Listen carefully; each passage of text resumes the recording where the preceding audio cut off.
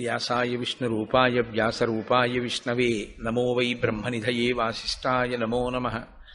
కూజంతం రామ రామీతి మధురం మధురాక్షరం ఆరుహ్య కవితాశాఖాం వందే వాల్మీకికోకిలం. శ్రుతిస్మృతిపురాణానాం ఆలయం కరుణాలయం నమామి భగవత్పాదశంకరం లోకశంకరం. సదాశివసమారంభాం శంకరాచార్యమధ్యమాం అస్మదాచార్యపర్యంతాం వందే గురుపరంపరాం. వాగర్ధావివ సంపృక్తౌ వాగర్ధప్రతిపత్తయే జగతః పితరౌ వందే పార్వతీ పరమేశ్వరౌ. సూక్తిం సమగ్రయతున స్వయమైవ లక్ష్మీః శ్రీరంగరాజమహిషీ మధురైఃకటాక్షైః వైదగ్ధ్యవర్ణగుణగుంభనగౌరవైర్యాం కండూలకర్ణకుహరాः కవయోధయంతి. హైమోర్ధ్వపుండ్రమజహన్మకుటం సునాసం మందస్మితం మకరకుండలచారుగండం బింబాధరం బహుళదీర్ఘకృపాకటాక్షం శ్రీవేంకటేశముఖమాత్మని సన్నిధత్తాం. మనోజవం మరుతతుల్యవేగం జితేంద్రియం బుద్ధిమతాం వరిష్టం వాతాత్మజం వనరయూధముఖ్యం శ్రీరామదూతం శిరసా నమామి.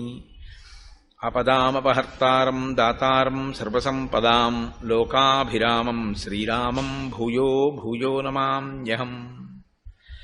శరజ్యోత్స్నాశుద్ధాం శశీతజటాజూటమకుటాం వరత్రాసత్రాణస్ఫటికగుటికా పుస్తకకరాం సకృన్నత్వా నత్వా కథమివ సతాం సన్నిధదతే మధుక్షీరద్రాక్షా మధురిమధురీనాః ఫణితయః. హరి ఓం. పరమేశ్వర స్వరూపమైన సభకి నమస్కారం.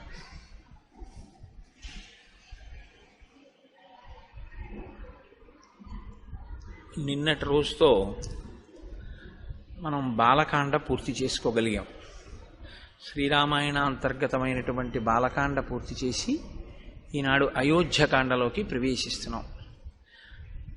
వాల్మీకి మహర్షి ఆ కాండలకి ఆ పేర్లు ఉంచడం వెనక శ్రీరామాయణానికి సంబంధించినటువంటి కథా విశేషాన్ని వివరణ చేస్తున్నటువంటి పరిస్థితిని బట్టి ఆ కాండలకు ఆ పేర్లు ఉంచారు. అయోధ్యకాండ అంటే ప్రధానంగా అయోధ్యానగరంలో జరిగినటువంటి ఇతివృత్తం. అదేమిటి? శ్రీరామాయణం రామచంద్ర ప్రభు అయోధ్యలోనేగా ఉండాలి. మిథిలానగరంలో సీతారాములకి వివాహం అయితే వాళ్ళ తర్వాత ఎక్కడ ఉండాలని మనం కోరుకోవాలి?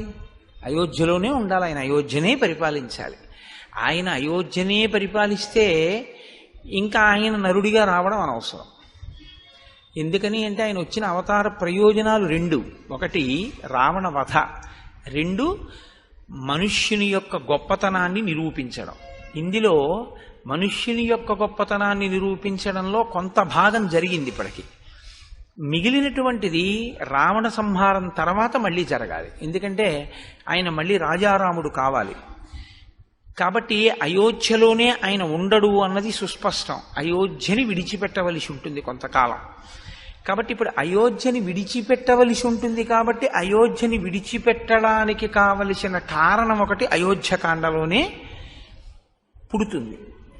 కాబట్టి ఇప్పుడు అయోధ్యకాండ అని ఆయన పేరు పెట్టడంలో ఉన్నటువంటి రహస్యం అది. కేవలం అయోధ్యలో జరిగిన వృత్తాంతముతో ఉన్నది అయితే రామచంద్రమూర్తి రావణవధానంతరం తిరిగి వచ్చిన తర్వాత కూడా అయోధ్యకాండే అనాలి. కానీ అలా అనలేదు. రామాయణంలో బాలకాండ తర్వాత అయోధ్యకాండ అనడం వెనక ఉన్న రహస్యం ఏమిటంటే సీతారాముల వివాహం అవడం అనేటటువంటిది శ్రీరాముడిగా రామచంద్రమూర్తిని లోకానికి పనికొచ్చేటటువంటి వ్యక్తిగా విశ్వామిత్రుడు అందించి తాను ఉత్తర దిక్కుకు వెళ్ళిపోయాడు. బాలకాండ అన్న పేరంటారా? బాలకాండ అనడానికి కారణం రాముని బాల్యాన్ని వర్ణించింది అని కాదు. ప్రధానంగా బాలుడు అంటే అందుకే గణపతిని ఎప్పుడూ కూడా బాలుడిగా చెప్తారు తప్ప గణపతికి సుబ్రహ్మణ్యుడికి వీళ్ళకి యవ్వనంలో ఉన్నవాళ్ళు వృద్ధాప్యంలో ఉన్న వాళ్ళ కింద చెప్పరు. అసలు ఎప్పుడు బాలుడి కిందే చెప్తారు. బాలుడి కింద ఎందుకు చెప్తారో తెలుసా అండి? బాలుడి కింద చెప్పడానికి ఒక లక్షణం చెప్తారు పెద్దలు. ఇప్పుడు కోపం వస్తుంది పిల్లాడికి, ఏదో నాన్నగారు కాజా ఇవ్వలేదు, కోపం వస్తుంది. ఆ కోపం ఎంతసేపు ఉంటుంది అంటే మనం చెప్పలేము. 2 నిమిషాలు 3 నిమిషాలు ఉంటుంది, పోతుంది. పోయి మళ్ళీ నాన్నగారండి నాన్నగారండి అని వాడే వచ్చేస్తాడు. ఇందాక కోపడ్డావు కదరా అంటే అసలు ఆ కోపపు ఛాయి కూడా వాడి మనసులో ఉండదు. వాడు నవ్వుతాడు అంతే, వాడికి ఏం జ్ఞాపకం కూడా ఉండదు. నిన్న నాన్నగారు కాజా తేలేదు, నేను నాన్నగారి మీద కోపం పెట్టుకున్నానన్న విషయం కూడా వాడి స్మృతిలో ఉండదు. అంతగా బాలురు ఎలా ప్రవర్తిస్తారో అలా మనం చేసేటటువంటి తప్పిదములను మన్నించి మన కార్యములకు విఘ్నములను తీసేస్తారు. కాబట్టి విఘ్నేశ్వరుడు బాలుడు, విశ్వామిత్రుడు బాలుడు. విశ్వామిత్రుడు బాలుడు అంటే అంత స్వచ్ఛమైనటువంటి హృదయము కలిగినటువంటి వాడు, బ్రహ్మర్షిత్వమును పొందినవాడు. బ్రహ్మర్షిత్వమును పొందినటువంటి విశ్వామిత్రుడు రామచంద్రమూర్తిని బాలకాండలో ఉత్తరోత్తరాలోకానికి పనికొచ్చేటటువంటి లోకాభిరాముడుగా ఎలా తయారు చేశాడో చెప్పిన కాండ విశ్వామిత్రుడి యొక్క జీవితాన్ని వర్ణన చేసిన కాండ కాబట్టి దానికి బాలకాండ అని పేరు. ఇప్పుడు మనం అయోధ్యకాండలోకి ప్రవేశిస్తున్నాం. అయోధ్యకాండ తిక్కన గారి మాటల్లో చెప్పాలంటే ఊర్జిత కథోపేతంబు అంటారు. తిక్కన గారు మహాభారతంలో విరాట పర్వాన్ని ఆంధ్రీకరిస్తూ దాన్ని ఊర్జిత కథోపేతంబు అన్నారు. ఊర్జిత కథోపేతము అంటే ఏమిటో తెలుసా అండి? మంచి బిగితో కూడి ఉంటుందన్నమాట. అంటే నేను తేలిగ్గా మీకు అర్థమయ్యేటో మాట అనాలంటే సస్పెన్స్ అంటే బాగా తెలిసిపోతుంది. ఊర్జితము అంటే ఏం జరుగుతుంది అని ఉత్కంఠ. అన్నీ బాగున్నట్టుంటాయి కానీ ఎక్కడో ఏదో జరిగిపోతోందని అనుమానం. ఇది ఎటువైపు నుంచి వస్తుంది అన్నది తెలియదు. సాఫీగా నడిచిపోతున్నటువంటి కథ ముడిపడడం మొదలవుతుంది. ముడిపడి ఇది ఎక్కడ తేలుతుంది అని శ్రోతయందు ఒక ఉత్కంఠని సృష్టిస్తుంది. అలా సృష్టించడం ఎక్కడ మొదలైందో దాన్ని ఊర్జిత కథ అని పిలుస్తారు. బాలకాండ ఊర్జిత కథ కాదు యథార్థానికి. ఎందుకంటే అసలు కొడుకులు లేరు, అశ్వమేధం చేస్తానంటే కొడుకు పుడతాడా పుట్టడా అని మీకు అనుమానం ఏం లేదు. ఎందుకు లేదంటే వెంటనే సుమంత్రుడు చెప్పేశాడు, నేను విన్నానయ్యా ఇంతకుముందే బ్రహ్మమానసపుత్రుడు సనత్కుమారుడి దగ్గర నీ కొడుకు పుడతాడని చెప్పేశాడు. ఋష్యశృంగుడు ఆశీర్వచనం చేసేశాడు, వశిష్ఠుడు ఆశీర్వచనం చేసేశాడు. కాబట్టి కొడుకులు పుట్టేస్తారు. కాబట్టి అందులో ఊర్జిత కథ అనడానికి ఏముంటుంది? బాలకాండలో ఏం ఉండదు. అయోధ్యకాండ దగ్గరికి వచ్చేటప్పటికి ఊర్జిత కథ. అయోధ్యకాండ ఊర్జిత కథగా మనకి ప్రయోజనం ఏమిటో తెలుసా అండి? మనం గృహస్థాశ్రమంలో ఉన్నటువంటి వాళ్ళం. గృహస్థాశ్రమం అనేటటువంటిది బ్రహ్మచర్యము తర్వాత స్వీకరింపబడేటటువంటి ఆశ్రమం. ఈ గృహస్థాశ్రమంలో ప్రధానంగా పురుషుడు లేదా యజమాని లేదా జీవుడు ఏం చేయాలంటే అర్ధకామములను ధర్మబద్ధం చేసుకుని వైరాగ్యాన్ని సంతరించుకునే ప్రయత్నం చెయ్యాలి. కాబట్టి ధర్మమంతా గృహస్థాశ్రమంలోనే ఉంటుంది. పట్టుకోవలసింది, అనుష్ఠించవలసింది అంతా ఇక్కడే. బ్రహ్మచారిగా ఉన్నప్పుడు ఏమిటంటే గురువుగారి దగ్గర నేర్చుకోవడం ఒక్కటే ధర్మం అంతే. అంతకుమించి ఇంకా బ్రహ్మచారికి ఏముంటుంది? ఇంకేం ఉండదు ఆయనకి. కానీ గృహస్థాశ్రమంలోకి వచ్చేటప్పటికి చాలా జటిలంగా ఉంటుంది ఆ స్థితి. చాలా జాగ్రత్తగా ఉండవలసి ఉంటుంది గృహస్థాశ్రమంలో. కాబట్టి ఇప్పుడు రాముడు గృహస్థాశ్రమ ప్రవేశం చేశాడు, సీతాదేవిని చేపట్టాడు. కాబట్టి ఇప్పుడు రాముడు ఒక గృహస్థుగా ఎలా ప్రవర్తించి చూపిస్తాడు. ఇప్పటి వరకు ఒక బ్రహ్మచారిగా ఆయన తల్లితో తండ్రితో గురువుతో, తల్లితో తండ్రితో ఆయన ఎంతవరకు సమన్వయం చెందాడు, ఏం మాట్లాడాడు అన్నది పెద్ద అవకాశం మనకి లేదు తెలుసుకోవడానికి. అంతఃపురంలో ఏదో పిల్లలతో మాట్లాడతారు, అది పెద్ద విశేషం ఏం కాదు. కానీ గురువుగారి దగ్గర ఉండి నేర్చుకున్నది ఏదుందో అది ప్రధానం. అది ఒక్కటే ఉంటుంది బ్రహ్మచర్యంలో. గురువుగారు చెప్పింది వింటూ ఉండడం, గురువుగారి దగ్గర నేర్చుకుంటూ ఉండడం. అది జరిగిందా లేదా? జరిగింది బ్రహ్మచారిగా రామచంద్రమూర్తికి. గృహస్థాశ్రమంలోకి వచ్చేటప్పటికీ అనేక విధములైనటువంటి సమస్యలు తలెత్తుతాయి. పాత్ర మారిపోతుంది. ధర్మం భార్య దగ్గరికి వెడితే భర్తృధర్మం, తమ్ముడి దగ్గర నిలబడితే అన్నధర్మం, గురువు దగ్గరికి వెడితే శిష్యధర్మం, తండ్రి దగ్గరికి వెడితే కొడుకు ధర్మం. ఏ ధర్మానికి ఆ ధర్మాన్ని నిలబెట్టుకుంటూ అన్నిటికన్నా సమున్నతమైనటువంటి ధర్మం ఏదుందో, అంటే వేదప్రోక్తమైనటువంటి ధర్మం ఏదుందో ఆ ధర్మంతో మిగిలినటువంటివి సమన్వయం చేసుకుంటూ వెడుతూ ఉండాలి. ఇది చాలా సంక్లిష్టమైనటువంటి వ్యవస్థ. ఇందులో మనకి పెద్దలు ఏం చెప్తారంటే ఈ ధర్మం అనేది మీరు ఎక్కడ తెలుసుకోవాలి అంటే ఒక్క వేదంలోంచే తెలుసుకోవాలి. ఎందుకంటే ధర్మం చెప్పడానికి అధికారం ఇంకెవరికి లేదు. నేను ధర్మం చెప్తానండి అంటే నాకేం అధికారం లేదు ధర్మం చెప్పడానికి. నీ చెప్పింది ధర్మం అవదు, వేదం చెప్పింది ధర్మం అవుతుంది. వేదం చెప్పింది ధర్మం అయితే వేదం చదివి తెలుసుకోగలిగినటువంటి ప్రజ్ఞ ఇవాళ ఎంతమందికి ఉంటుంది? వేదంలో ధర్మం ఇలా ఉంది అని మనం ఎలా చెప్పగలం? చెప్పలేం. కాబట్టి ఋషులు ఏం చేశారంటే స్మృతులు కింద తీసుకొచ్చారు. గౌతముడు ఒక స్మృతి రచన చేశాడు, దాన్ని గౌతమ స్మృతి అంటారు. యాజ్ఞవల్కుడు ఒక స్మృతి చేశాడు, యాజ్ఞవల్క స్మృతి, అత్రి స్మృతి. ఇలా స్మృతులు వచ్చాయి. స్మృతులు ఏం చేస్తాయంటే వేదంలో ఉన్నటువంటి ధర్మసూత్రములను క్రోడీకరించి వాటిని అందంగా ఒక పొందికతో తీసుకొస్తారు. దానికి స్మృతి అని పేరు. శృతి స్మృతి రెండు విరుద్ధంగా ఉండవు. శృతిని స్మృతి అనుసరిస్తుంది. శృతిని స్మృతి ఎక్కడైనా తిరస్కరిస్తే దాన్ని మనం పాటించవలసిన అవసరం ఉండదు, ఎందుకంటే అది ధర్మ విరుద్ధం అవుతుంది. అసలు ధర్మ విరుద్ధమైన విషయాన్ని ఋషి ప్రతిపాదించడం. కాబట్టి శృతికి స్మృతికి మధ్యలో ఏదైనా భేదం ఉందా అంటే అది ఉన్నట్టు నీకు కనపడుతోందేమో, కానీ పెద్దల దగ్గర ఆశ్రయించి నువ్వు తెలుసుకుంటే ఆ భేదం ఉండే అవకాశం పెద్దగా ఏమి ఉండదు. ఋషి ఎప్పుడూ మన ప్రయోజనం కొరకే మాట్లాడతారు. కాబట్టే రఘువంశ కావ్యంలో కాళిదాసు గారు ఓ మాట అంటాడు, వేదాన్ని స్మృతి ఎలా అనుసరించిందో అలా నందినీ ధేనువుని దిలీప మహారాజు అనుసరించాడు అన్నాడు.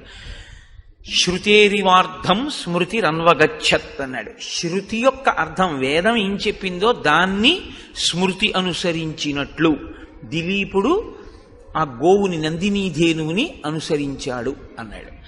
కాబట్టి ఇప్పుడు ధర్మాన్ని పాటించాలి, స్మృతులన్నా తెలిసి ఉండాలి, వేదమన్నా తెలిసి ఉండాలి.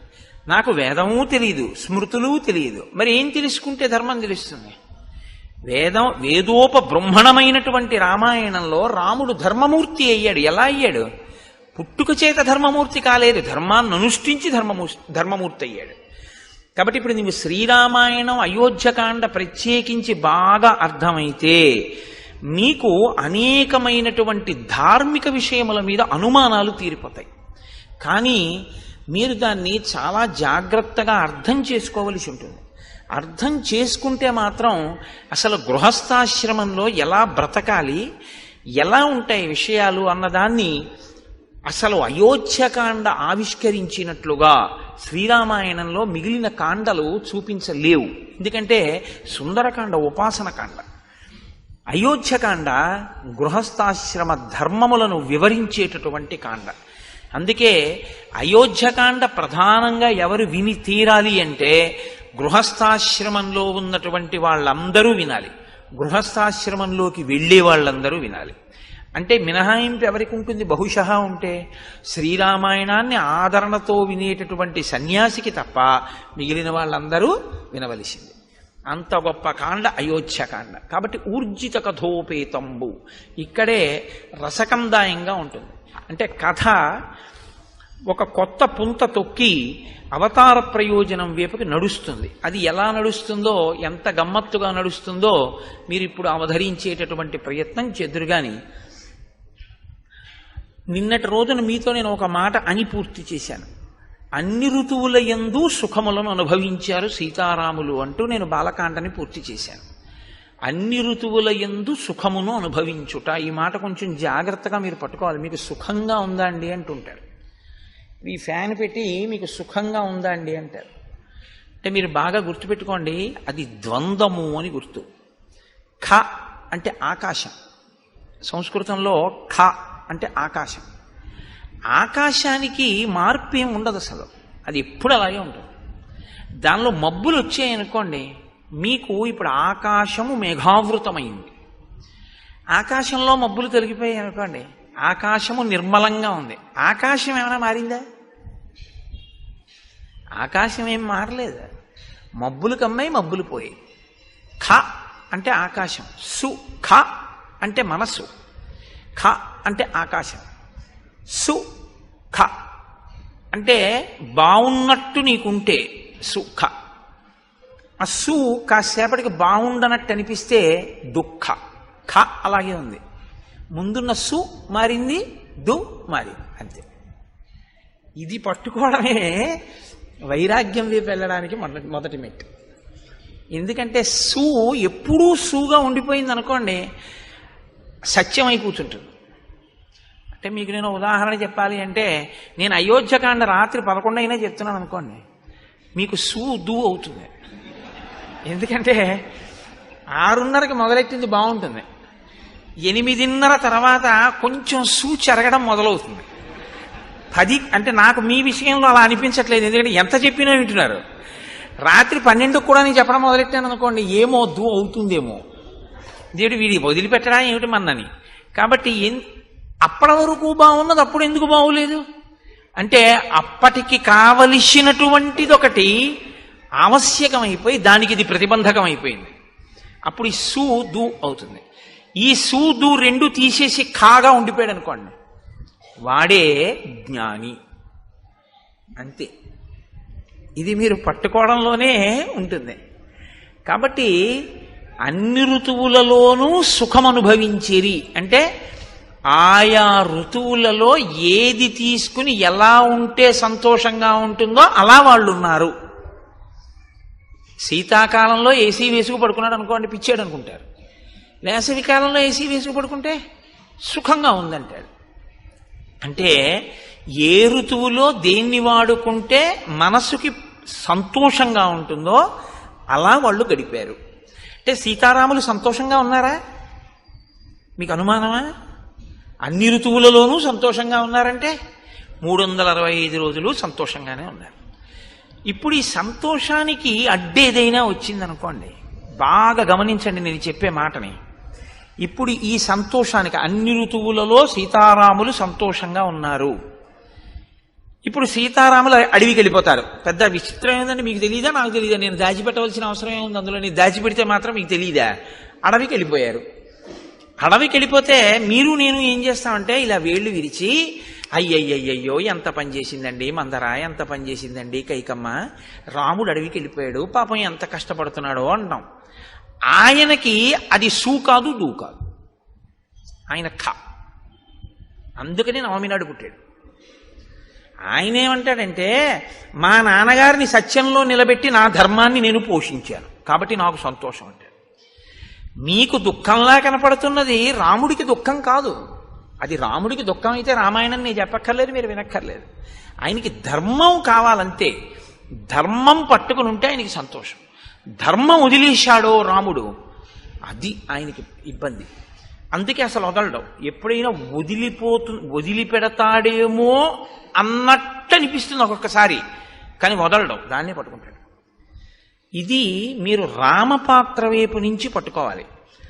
కదలని రాముడు కదలకుండా ఉన్నా కదిలిపోతున్న పాత్రలు ఎన్నున్నాయో పట్టుకోవడం రామాయణం. కదలని రాముడు కదలకుండా ఉన్నాడు, కదులుతున్నవన్నీ కదలని దాన్ని ఆశ్రయించి కదులుతున్నాయి. మీరు గమనించండి, బండి కదులుతుంది. బండి కదలాలంటే దేన్ని ఆధారం చేసుకుని కదులుతుంది? చక్రాలను ఆధారం చేసుకుని కదులుతుంది. చక్రాలు దేనికి బిగింపబడి ఉంటాయి? ఒక ఇరుసుకుంటాయి. ఇరుసలా ఉండి చక్రాలు తిరుగుతూ ఉంటాయి. ఒక తిరగనిది తిరుగుతున్న దాని మీద ఉంటుంది. కదలని బండి కదులుతున్న చక్రాల మీద ఉంటుంది. కదులుతున్న చక్రాల వల్ల బండి కదులుతూ ఉంటుంది తప్ప అసలు అది కదలదు. లేదా కదలని దాన్ని ఆధారం చేసుకుని కదులుతూ ఉంటాయి చక్రాలు. అప్పుడు మీరు ఇరుసు కదలటం లేదు, చక్రాలు బిగింపబడి ఉన్నాయనుకుంటే. అలా లోపల కదలని రాముణ్ణి ఆధారం చేసుకుని కదిలిపోతున్న పాత్రలు కదిలిపోవడం మొదలవుతాయి అయోధ్యకాండ నుంచి. ఇంకా ఇది అయోధ్యకాండ నుంచి మీరు ఆ కోణంలో చూడవలసినటువంటి ఒక దృక్కోణం రామాయణాన్ని. అందుకని ఈ కదలికని చూపించడం గచ్చత, కదులుతున్నాయి. ఇక నుంచి నువ్వు జాగ్రత్తగా కదులుతున్నాయంటే కదలనిదేది కదులుతున్నదేవి ఇది చూడటం నేర్చుకో. ఇది వాల్మీకి హృదయం. గచ్చత అని మొదలెట్టారు ఆయన. గచ్చత అంటే వెళ్ళిపోయెను, వెడలిపోయెను అన్న మాటతో మొదలు పెట్టారంటే అది కదలిక. వెళ్ళడం అంటే కదలిక కదండి. ఈ కదలిక ఏ కదలని దాన్ని ఆధారం చేసుకుని కదలడం మొదలు పెట్టాయన్నీ. ఇది నువ్వు పట్టుకోగలిగితే కదలని వాడెవడో దేని వలన కదలడో నువ్వు పట్టుకోగలవు. ఇది అయోధ్యకాండలో మీరు చాలా జాగ్రత్తగా పరిశీలించాలి. అలా కదలకపోవడానికి కారణం ఏమిటంటే ఆయన పట్టుకున్న ధర్మం రాముడిది. ఇప్పుడు గచ్చతామాతులకులం భరతేన తదానఘ శత్రుఘ్నో నిత్యశత్రుఘ్నో నీత ప్రీతి పురస్కృత. గచ్చతా మాతులకులం, మాతులకులం అంటే మేనమామ గారి ఇల్లు. భరతుని యొక్క మేనమామ యుధాజిత్, కేకయరాజు యొక్క కుమారుడు. యుధాజిత్ పెళ్లికే వచ్చాడు, జనక మహారాజు గారి యొక్క నగరానికి, మిథిలా నగరానికి వచ్చాడు. వచ్చి పెళ్ళి అయిపోగానే భరతుణ్ణి శత్రుఘ్నుణ్ణి నేను తీసుకెళ్తానని అడిగాడు. లేదా భరతుడు భరతుణ్ణి అడుగుతాడు కదండి, శత్రుఘ్నుణ్ణి అడగాడు. ఎందుకంటే భరతుడు కదా మేనల్లుడు. కాబట్టి భరతుణ్ణి అడుగుతాడు, ఒరే నిన్ను తీసుకెళ్దామని వచ్చాను రా, నీ పెళ్ళి అన్నారు అక్కడికి వచ్చాను, పెళ్ళి అయిపోయింది కదా, ఏదో నిన్ను తీసుకెళ్లి సరదాగా నీతో గడపాలనుంది నాకు కొన్నాళ్ళు, అందుకు వచ్చాను, కాబట్టి నిన్ను తీసుకెళ్దాం అనుకుంటున్నాను అంటే భరతుడు తప్పకుండా వస్తాను మామయ్య అంటే కదా దశరథుడిని అడగడం వెళ్తానని. మీరు బాగా ఆలోచించండి. ముందు అసలు భరతుడు ఒప్పుకుంటే కదండి దశరథ మహారాజు గారిని అడగడం. దశరథ మహారాజు గారు భరతుడిని పిలిచి నువ్వు మీ మేనమామ ఇంటికి వెళ్ళిపోని అనరు. ఎందుకనరు? ఒక్కటే కారణం, కొత్తగా పెళ్ళయింది. తన భార్యతో కలిసి వచ్చాడు అయోధ్యకి, మాండవితోటి. శత్రుఘ్నుడు శృతకీర్తితో వచ్చాడు. పిలిచి ఒరే మీ ఇద్దరు మేనమామ ఇంటికి వెళ్ళండి రా అని ఎందుకంటాడు ఆయన మధ్యలో? అనడు. కాబట్టి ఇప్పుడు యుధాజిత్తు భరతుడిని అడిగాడు, భరతుడు దశరథుడిని అడిగాడు, దశరథుడు వెళ్ళన్నాడు. ఇది ఊర్జిత కథోపేతంబు. అలా అంటాడా ఏ తండ్రి అయినా? ఇప్పుడేమిట్రా మేనమామ ఇంటికి, మొన్ననే కదా పెళ్ళయింది, కొత్తగా నలుగురు వచ్చారు, కోడళ్ళు, ఏదో సంతోషంగా ఉన్నాం కదా, ఇప్పుడు నువ్వు వెళ్ళిపోతానంటా ఏమిటి? పైగా మీరు ఆలోచించండి, భరతుణ్ణి దశరథుడు పంపించేశాడు అనుకోండి. బాగా ఆలోచించండి మీరు. భరతుణ్ణి సరే వెళ్ళు మేనమామ ఇంటికి అన్నాడు. రాముడు సీతమ్మతో, లక్ష్మణుడు సుమిత్రతో, శత్రుఘ్నుడు శృతకీర్తితో అక్కడే ఉంటారు. కొడుకు కోడలు కూడా లేకుండా ఉండిపోయింది ఎవరై ఉంటారు? కైకమ్మ అయి ఉంటుంది. కైకమ్మ అంటే దశరథ మహారాజు గారికి మహా ఇష్టం, ముగ్గురు భార్యల్లో ప్రియపత్ని ఆయనకి. ఇప్పుడు ప్రియపత్ని దగ్గరికి ఆయన రోజు రాత్రి అక్కడికే వెడతాడు, పెద్ద భార్య దగ్గరికి కూడా వెళ్ళాడు. కౌసల్య చెప్పింది ఆ మాట. కైకమ్మ దగ్గరికి వెడితే కైకమ్మ ఏముంటుంది, ఏమండే వాడినేమో మీరు పంపించేశారు, ఇల్లు చిన్నపోయింది, కొడుకు లేడు కోళ్ళు లేదు, వాళ్ళిద్దరూ సంతోషంగా ఉన్నారు, నేను చూడండి ఎలా ఉన్నానో అంటుందా? అందా? కాబట్టి కైకమ్మని అడగకుండా సరే నువ్వు వెళ్ళిపో అంటాడా? అన్నాడు. భరతుడు ఏం చేశాడు? సరే మామయ్య నీతో వచ్చేస్తానని తను వెళ్ళిపోయాడు.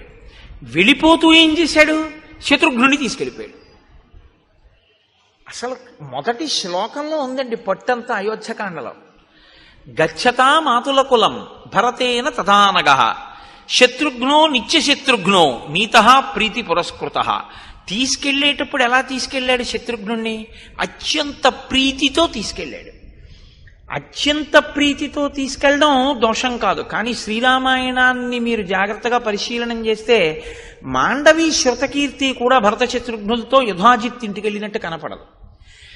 భరతుడు తన మేనమామ ఇంటికి వెళ్తున్నాడు, శత్రుఘ్నుడికి యుధాజిత్తు మేనమామ కాడు. కానప్పుడు శత్రుఘ్నుడిని భరతుడు ఎలా పిలిచాడు? రమ్మని పిలిచాడు.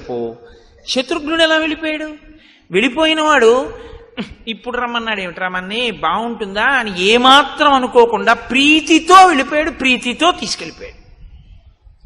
అంటే భరత శత్రుఘ్నుల మధ్య ఉన్న అన్యోన్యత ఎంత గొప్పదంటే, భరతుడు ఎక్కడుంటే శత్రుఘ్నుడు ఎక్కడ ఉంటాడు. కథని కథగా వినండి అంతే మీరు. నేను అదే మీకు మనవి చేసింది. శ్రీరామాయణాన్ని మీరేం పెద్ద చిలవలు పలవలు చెయ్యక్కర్లేదు, కథని కథగా వినండి, అది అమృత ఫలం అంతే. ఎందుకంటే అది జరిగిన కథ. వాల్మీకి మహర్షి ఆచమనం చేసి దర్శనం చేసి రాశారు. మళ్ళీ మీరెందుకు దానికి కొత్త వన్నెలద్దడం ఏం అక్కర్లేదు, ఉన్నవి వినండి చాలు. ఉన్నది వింటే మీకు అమృతం లభిస్తుంది. అవతార ప్రయోజనం నెరవేరడానికి కథ ఎలా బిగుస్తోందో చూడండి. ఇప్పుడు వీళ్ళిద్దరి మధ్య సఖ్యత ఉంది. మిగిలిపోయిన వాళ్ళిద్దరు ఎవరు? రామలక్ష్మణులు మిగిలిపోయారు. వాళ్ళిద్దరు ఎక్కడున్నారు? అయోధ్యలో ఉన్నారు. వాళ్ళిద్దరి భార్యలు ఎక్కడున్నారు? అయోధ్యలో ఉన్నారు. భరత శత్రుఘ్నుల భార్యలు ఎక్కడున్నారు? అయోధ్యలోనే ఉన్నారు. పంపించిన దశరథుడు ఏదైనా మనస్సులో వాళ్ళు ఇక్కడ ఉండడం ఇష్టం లేక పంపాడా? వెళ్ళిపోయిన వాళ్ళు పెళ్ళవగానే ఏదైనా మనస్సు మారి మనం ఇక్కడ ఎందుకు, మనం మేనమామ ఇంటికి వెళ్ళిపోదామని వెళ్ళారా? ఇప్పటి వరకు ఇలాంటి అనుమానాలు ఏం లేవు రామాయణంలో కదండి. రామాయణం జరుగుతున్నప్పుడు దశరథుడి అంతఃపురం పక్కింట్లో మీరు ఉన్నారని ఊహిస్తే లోకం విషయాలు మనకు ఎక్కువ కావాలి కాబట్టి మనం ఆ కోణంలో ఆలోచించినప్పుడు దశరథుడు వెళ్ళమన్నాడా? పెళ్ళవగానే ఏమైనా మార్పు వచ్చి ఎవరి గొడవ వాళ్ళు చూసుకుంటూ ఏమైనా భరత శత్రుఘ్నులు ఇద్దరు వేరే వెళ్ళారా? మళ్ళీ ఇందులో కొత్త గొడవ ఏమిటంటే భరత శత్రుఘ్నులు అన్నదమ్ములు గారు, ఒక తల్లి బిడ్డలు కారు, నలుగురు ఒక తండ్రి బిడ్డలు, కానీ నలుగురు ముగ్గురు తల్లుల బిడ్డలు. ఇందులో రామలక్ష్మణులు ఓ తల్లి బిడ్డలు మిగిలిపోయి భరత శత్రుఘ్నులు ఓ తల్లి బిడ్డలు వెళ్ళిపోతే ఏదో ప్రమాదాన్ని మీరు శంకించవచ్చు. రాముడి దగ్గర సుమిత్ర కొడుకున్నాడు, భరతుడి దగ్గర సుమిత్ర కొడుకే ఉన్నాడు. సుమిత్రకి ఇద్దరు బిడ్డలు, లక్ష్మణుడు శత్రుఘ్నుడు. ఒకడు రాముడితో ఉన్నాడు, ఒకడు భరతుడితో ఉన్నాడు. ఒక తల్లి బిడ్డలే అయినా కూడా ఏమంటే రాజ్యం కదా, అధికారం కదా, వాళ్ళిద్దరి మధ్య మళ్ళీ పొసగలేదు.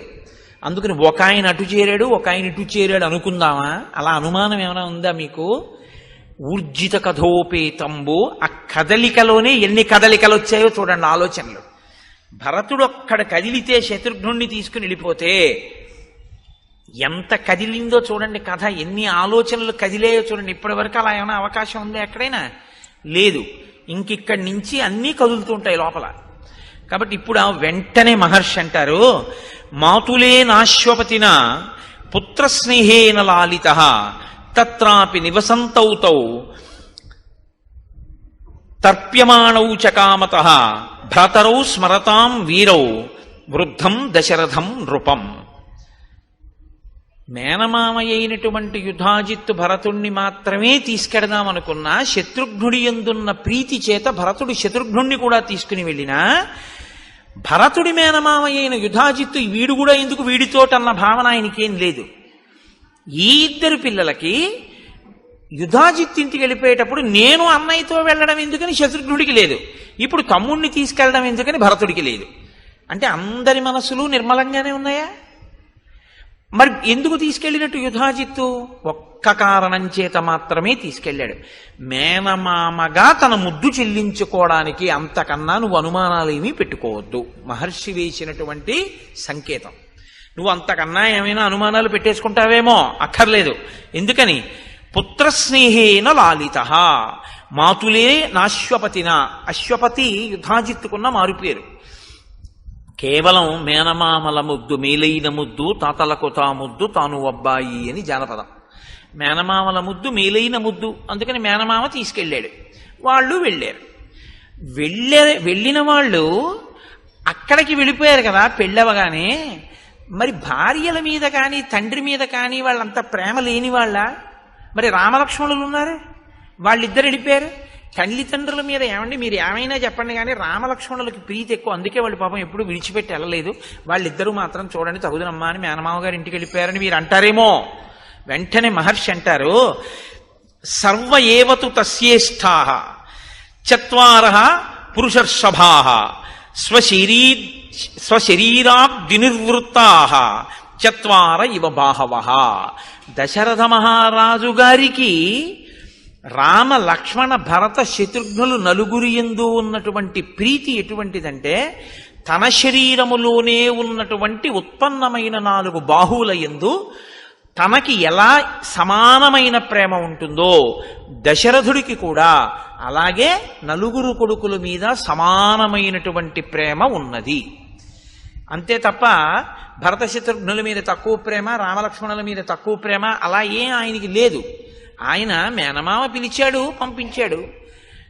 రామలక్ష్మణులు ఉన్నారు. శత్రుఘ్నుడు ఎప్పుడు భరతుడిని విడిచిపెట్టి ఉండడు, వెళ్ళిపోయాడు. లక్ష్మణుడు రాముడిని విడిచిపెట్టి ఉండడు, రాముడితో పాటు అంతఃపురంలో ఉండిపోయాడు. అంతవరకే.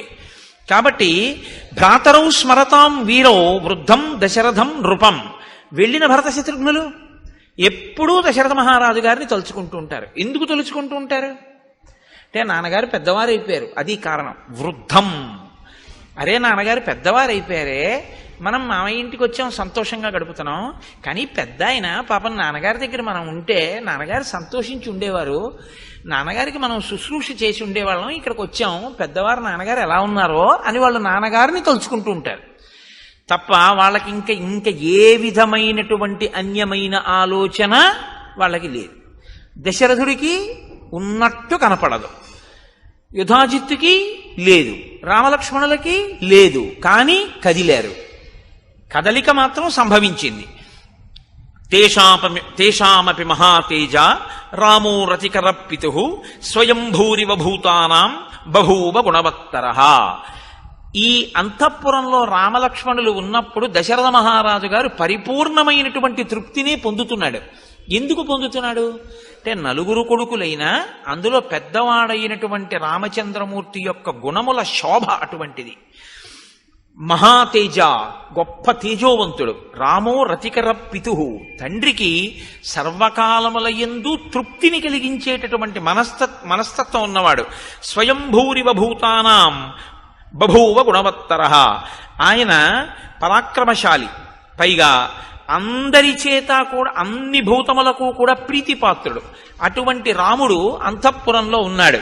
సహి రూపోపపన్నశ్చ వీర్యవాననసూయకః భూమా వనుపమ సూను గుణైర్దశరథోపమః. ఆయన గొప్ప రూపవంతుడు రామచంద్రమూర్తి, వీర్యవంతుడు అన్న మాటని మీరు కొంచెం జాగ్రత్తగా అర్థం చేసుకోవాల్సి ఉంటుంది. వీర్యవాన్ అని సంస్కృతంలో ఎందుకంటారంటే, వీర్యవాన్ అంటే అర్థం ఏమిటంటే, శత్రువులతో యుద్ధం చేసేటప్పుడు తాను లోపల ఏ విధంగానూ నీరసపడకుండా, అంటే 1000 మంది వచ్చి మీద పడ్డారనుకోండి, కొట్టేస్తే మళ్ళీ 1000 మంది వచ్చారనుకోండి, ఇలా ఎంతసేపు యుద్ధం చేయని, ఇలా వచ్చి మీద పడుతూనే ఉన్నారని లోపల తాను కుందకుండా ఎంతో ప్రీతితో, రెట్టించిన ఉత్సాహంతో లోపల తనని తాను నిలబెట్టుకుంటూ ఎదుటివాడితో పోరాటం చెయ్యగలిగినటువంటి వీరుణ్ణి వీర్యవాన్ అని పిలుస్తారు. కాబట్టి అటువంటి వీర్యవంతుడైన, అనసూయక, ఇతరుల మీద అసూయతో ఉండేటటువంటి లక్షణం ఉన్నటువంటి వాడు కాడు. భూమా అనుపమ సూను, ఈయన పోల్చి చెప్పడానికి వీలు లేనటువంటి కుమారుడు. గుణైర్ దశరథోపమః, దశరథుని యొక్క కుమారుడైనటువంటి రామచంద్రమూర్తి అన్ని గుణముల చేత శోభించి అందరి యొక్క మన్ననలను పొంది ఉన్నాడు. అంటే ఇప్పుడు మీరు ఒక విషయాన్ని గుర్తుపెట్టుకోవాలంటే, రాముడు పుట్టినప్పుడు ఇవన్నీ చెప్పారు కదా, ఇప్పుడు ఎందుకు చెప్తున్నారు ఇప్పుడు మళ్ళీ అయోధ్యకాండలో? ఇది మహర్షి ఊరకనే చెప్తున్న మాటలు కావు. ఇప్పుడు రాముడు పెద్దవాడయ్యాడు, ఇప్పుడు రాముడు యవ్వనంలో ఉన్నాడు, ఇప్పుడు రాముడు గృహస్థాశ్రమంలో ఉన్నాడు, ఇప్పుడు రాముడు భార్యాయుతుడై ఉన్నాడు, ఇప్పుడు రాముడు పెద్దవాడయ్యాడు. పెద్దవాడైనటువంటి రాముడు తన గుణముల చేత ప్రజలతోటి ఏమనిపించుకుంటున్నాడు? పెద్దవాడైన రాముడు గురువుల యొక్క హృదయంలో ఎలా ఉన్నాడు? పెద్దవాడైన రాముడు బ్రాహ్మణుల యొక్క హృదయంలో ఎలా ఉన్నాడు? పెద్దవాడైన రాముడు విద్వాంసుల హృదయంలో ఎలా ఉన్నాడు? పెద్దవాడైన రాముడు ఏమీ తెలియనటువంటి ఆడవాళ్ల యొక్క మనసులలో ఎలా ఉన్నాడు? ఆడవాళ్ల మనసులలో అన్న మాట నేను ప్రత్యేకంగా ఎందుకంటున్నానంటే, వాళ్ళు కేవలం ఇంటికి పరిమితమై కేవలం భర్తని అనుగమించేటటువంటి పాతివృత్యము కలిగినటువంటి స్త్రీలు. కాబట్టి అసలు పరపురుషుడి గురించి ఆలోచనే ఉండదు. అటువంటి వాళ్ళు తన భర్త, తన బిడ్డల గురించి మాత్రమే ఆలోచించే లక్షణం ఉండేటంతగా శుద్ధమైన మనస్సుతో ఉండేటటువంటి తరుణ వయస్సులో ఉన్న స్త్రీలు, అంటే యవ్వనంలో ఉన్నవారు, వృద్ధులైన వారు కూడా రాముడి గురించి ఏమనుకుంటుంటారు. ఇది రాముడు యవ్వనంలోకి వచ్చే లోపల గెలుచుకున్న మనసుల యొక్క స్థితి. ఎంతమందితో ఆయన సమన్వయమయ్యాడో, ఎంతమంది మనసు చూరగొన్నాడో, ఎంతమంది మనసు చూరగొనలేకపోయాడో మీరు చూడాలి. ఎందుకంటే మీరు ఒకటి చూడండి, లోకంలో ఏ ఒక్కడూ అందరి మనసు చూరగొనడం అనేటటువంటిది సంభవమయ్యే విషయం ఎప్పుడూ కాదు, రాముడికి కూడా కాదు. మీరు చాలా జాగ్రత్తగా చెప్పాలి ఆ మాట. ఎందుకో తెలుసా? మహర్షి ఈ సర్గలో ఏం చెప్తారంటే, రాముణ్ణి మెచ్చుకోనివాడు లేడు అని చెప్తారు. కొన్ని సర్గలు దాటగానే ఎవ్వరికీ కనపడనన్ని అవగుణములు మందరికి కనపడ్డాయి. అంటే ఉన్నదా లేదా ఒక్కతైనా? ఆ తర్వాత ఆయన వల్ల భయపడవలసిన స్థితిగా కైకమ్మకి కనపడింది. ఒకరిద్దరయ్యారా లేదా?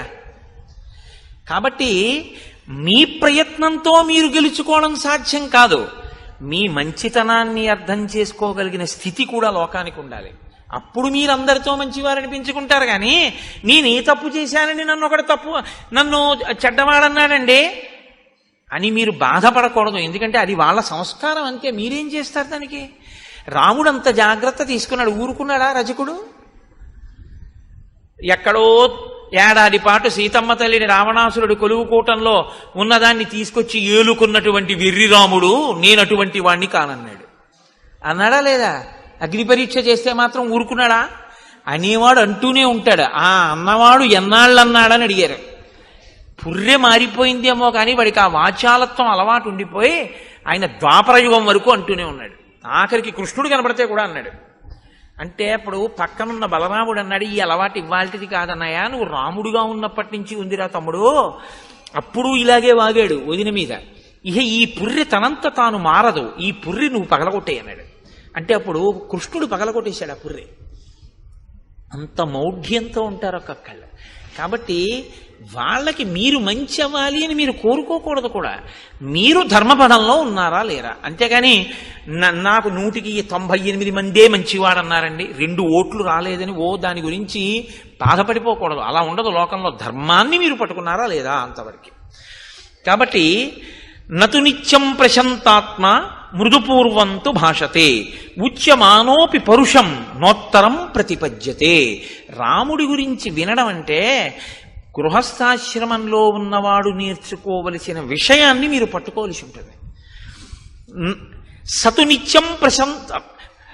నిత్యం ప్రశాంతాత్మ, ఆయన ఎప్పుడూ ప్రశాంతమైనటువంటి స్థితిలో ఉంటాడు. ఇది కొంచెం మీరు జాగ్రత్తగా పట్టుకోవాలి. నేను ప్రశాంతంగా ఉన్నానండి, మీరు వచ్చి నన్ను తిట్టారు, నా మనసు పాడైపోయింది. ఇప్పుడు బాగా గుర్తుపట్టండి, నేను మీ తిట్లు పుచ్చుకోలేదు. ఏమైంది? మీరు పాడయ్యారు కదా. ఇన్ని తిట్టినా వాడు చూడరా హాయిగా వెళ్ళిపోతున్నాడు, వాడు ఏం పట్టించుకోవడం, ఇంకా బీపీ మీకే వస్తుంది కదా. అంటే ఏది పుచ్చుకోవచ్చో ఏది పుచ్చుకోకూడదో దాన్ని, పుచ్చుకోవలసిన దాన్ని పుచ్చుకోక్కర్లేదనుకున్న దాన్ని పుచ్చుకోక్కర్లేకుండా పక్కగా వదిలేయగలిగిన ప్రజ్ఞ, అంటే అది సద్విమర్శ అయి మంచి అయితే పుచ్చుకుని, అప్పుడు అది మీరు తీసుకోవాలి. ఇది మనం మార్చుకోవలసింది అనుకుంటే పుచ్చుకుని మార్చుకుంటారు, బాధపడవలసిన అవసరం ఉంది. ఇది మనం పుచ్చుకోవలసిన అవసరం ఉన్నది కాదు అనుకుంటే మీరు దాన్ని వదిలిపెట్టేస్తారు. ఇప్పుడు బాధపడవలసిన అవసరమే ఉంది. మీరు పట్టుకున్నారో లేదో? అలా ఉంటే మీరు ప్రశాంతాత్మ. అలా కాకుండా నీకు పనికొచ్చేదే చెప్పాడు ఒక ఆయన. ఏమండి అలా ఉండకండి, కొంచెం మీరు అనుకుంటున్నారు కానీ కాస్త మీరు అలా ఉండడం వల్ల ఇబ్బంది ఉంటుంది, మీరు కొంచెం ఆ పద్ధతి మార్చుకుని ఇలా ఉండండి అన్నాడు. మీరు కొంచెం పరిశీలనం చేస్తే నిజమే, నేను అలా చేయడం కన్నా ఇలా చేస్తే బాగుంటుందేమో అనిపించింది. అప్పుడు మీరు అలా చేయండి, ప్రశాంతాత్మ. మీరు నాకు ఆయన చెప్పడం ఏమిటి, నాకు నన్ను ఆయన అలా అనడం ఏమిటి అని పీక్కున్నారు అనుకోండి, అశాంతాత్మ, అశాంతి. ఇప్పుడు అది మనం పుచ్చుకోవలసింది లేదు. ఆయనకి తెలియదు పాపం, ఏం మాట్లాడాలో తెలియదు. కాబట్టి ఏదో మాట్లాడాలనుకుని మాట్లాడేశాడు అంతే. కాబట్టి దాని గురించి పెద్ద చింత లేదు, వదిలిపెట్టేసి అక్కడతో. ఇప్పుడు ప్రశాంతాత్మ కదా. ఇది మిమ్మల్ని బట్టి ప్రశాంతాత్మ కానీ పక్కవాడిని బట్టి ప్రశాంతాత్మ ఎప్పుడూ ఉండదు. అలా అయితే నేను ఏం చేయాలో తెలుసా అండి? అసలు మనిషి అన్నవాడు కనపడని చోటుకు పారిపోవాలి నేను ప్రశాంతంగా ఉండాలంటే. అది సంభవం అండి గృహస్థాశ్రమంలో. తెల్లారులేస్తే కొడుకుంటాడు, భార్య ఉంటుంది, బిడ్డలు ఉంటారు, పాలవాడు ఉంటాడు, పూలవాడు ఉంటాడు, ఉద్యోగానికి వెడతాం, అధికారులు ఉంటారు, అందరూ ఉంటారు. అందరితోటి సమన్వయం అవ్వాలి. అందరితోనూ సమన్వయం అవుతూ మీరు ప్రశాంతాత్మ. అలా ఉండాలంటే ఇది మీకు రావాలి. మీకొస్తే మీరు ప్రశాంతాత్మ. రాముడు ప్రశాంతాత్మ. ఇది పట్టుకోండి బాగా. ఇప్పుడు రాముడు ఏది పుచ్చుకోవాలో అది పుచ్చుకుంటాడు, ఇది అక్కర్లేదనుకుని వదిలేస్తాడు. అందుకని ఆయన ఇప్పుడు అలాగే ఉంటాడు. ఉండని వాళ్ళు ఎవరంటే ఇన్నన్నా అలా ఉన్నాడని బాధపడేవాడు, ఇంత చెప్పినా మార్చుకోలేదని బాధపడేవాడు, లేకపోతే నే చెప్తే మార్చుకున్నాడని పొంగిపోయేవాడు. మీరు పట్టుకున్నారో లేదో? ఆయన మార్చుకున్నాడండి. ఆయనండి నే చెప్తేనే మార్చుకున్నాడని వీడు పొంగిపోయాడు. ఇప్పుడు పొంగు వీడిది, ఆయన ఏందేం లేదు, ఆయన ప్రశాంతాత్మ. నేను చెప్పానండి, ఆయన వినలేదు, వీడు కుంగిపోయాడు. కుంగిపోయింది వీణ, ఆయనకేం లేదు, ప్రశాంతాత్మ. పొంగు కుంగు నీకొస్తున్నాయి, ఆయనకేం లేదు. రామాయణంలో కదలికలు ఇలా ఉంటాయి. కదలని వాడెవరు, ఇది ఎంత గుంభనంగా చెప్తాయో చూడండి శ్లోకాలు. ఇది రాముడికా మీకు కూడానా? మీకు కూడా. రక్తపోటు ఎందుకు వచ్చింది అంటే ఆందోళన వలన. ఆందోళన వల్ల ఎందుకు వచ్చింది అంటే ప్రతి చిన్న విషయానికి కదిలిపోతాడు. అలా కదిలిపోకుండా ఉండాలంటే ఏమిటి మార్గం అంటే శ్రీరామాయణం ఒక పెద్ద మనస్తత్వ శాస్త్రము. మీకు ప్రశాంతంగా జీవితం చేసుకునేటటువంటి మార్గాన్ని శ్రీరామాయణం ఉపదేశం చేస్తుంది. అలా ఉండడానికి ఏం చేస్తూ ఉంటాడండి? ప్రశాంతాత్మ మృదుపూర్వంతో భాషతే, చాలా మృదువుగా మాట్లాడతాడు. అదేమి కఠినంగా ఉండదు ఆయన మాట్లాడితే. కానీ ఏమండి చాలా వ్యగ్రతతో లోపల కడుపులో మండిపోయి చెప్పవలసిన మాట చెప్పవలసి వస్తే ఎలా చెప్తాడు? ఏ కేకలేం వేయడైనా చక్కగా చెప్తాడు. నా సంకుచిత పంథాహ ఏనవాలి హతోగత అంటాడంతే.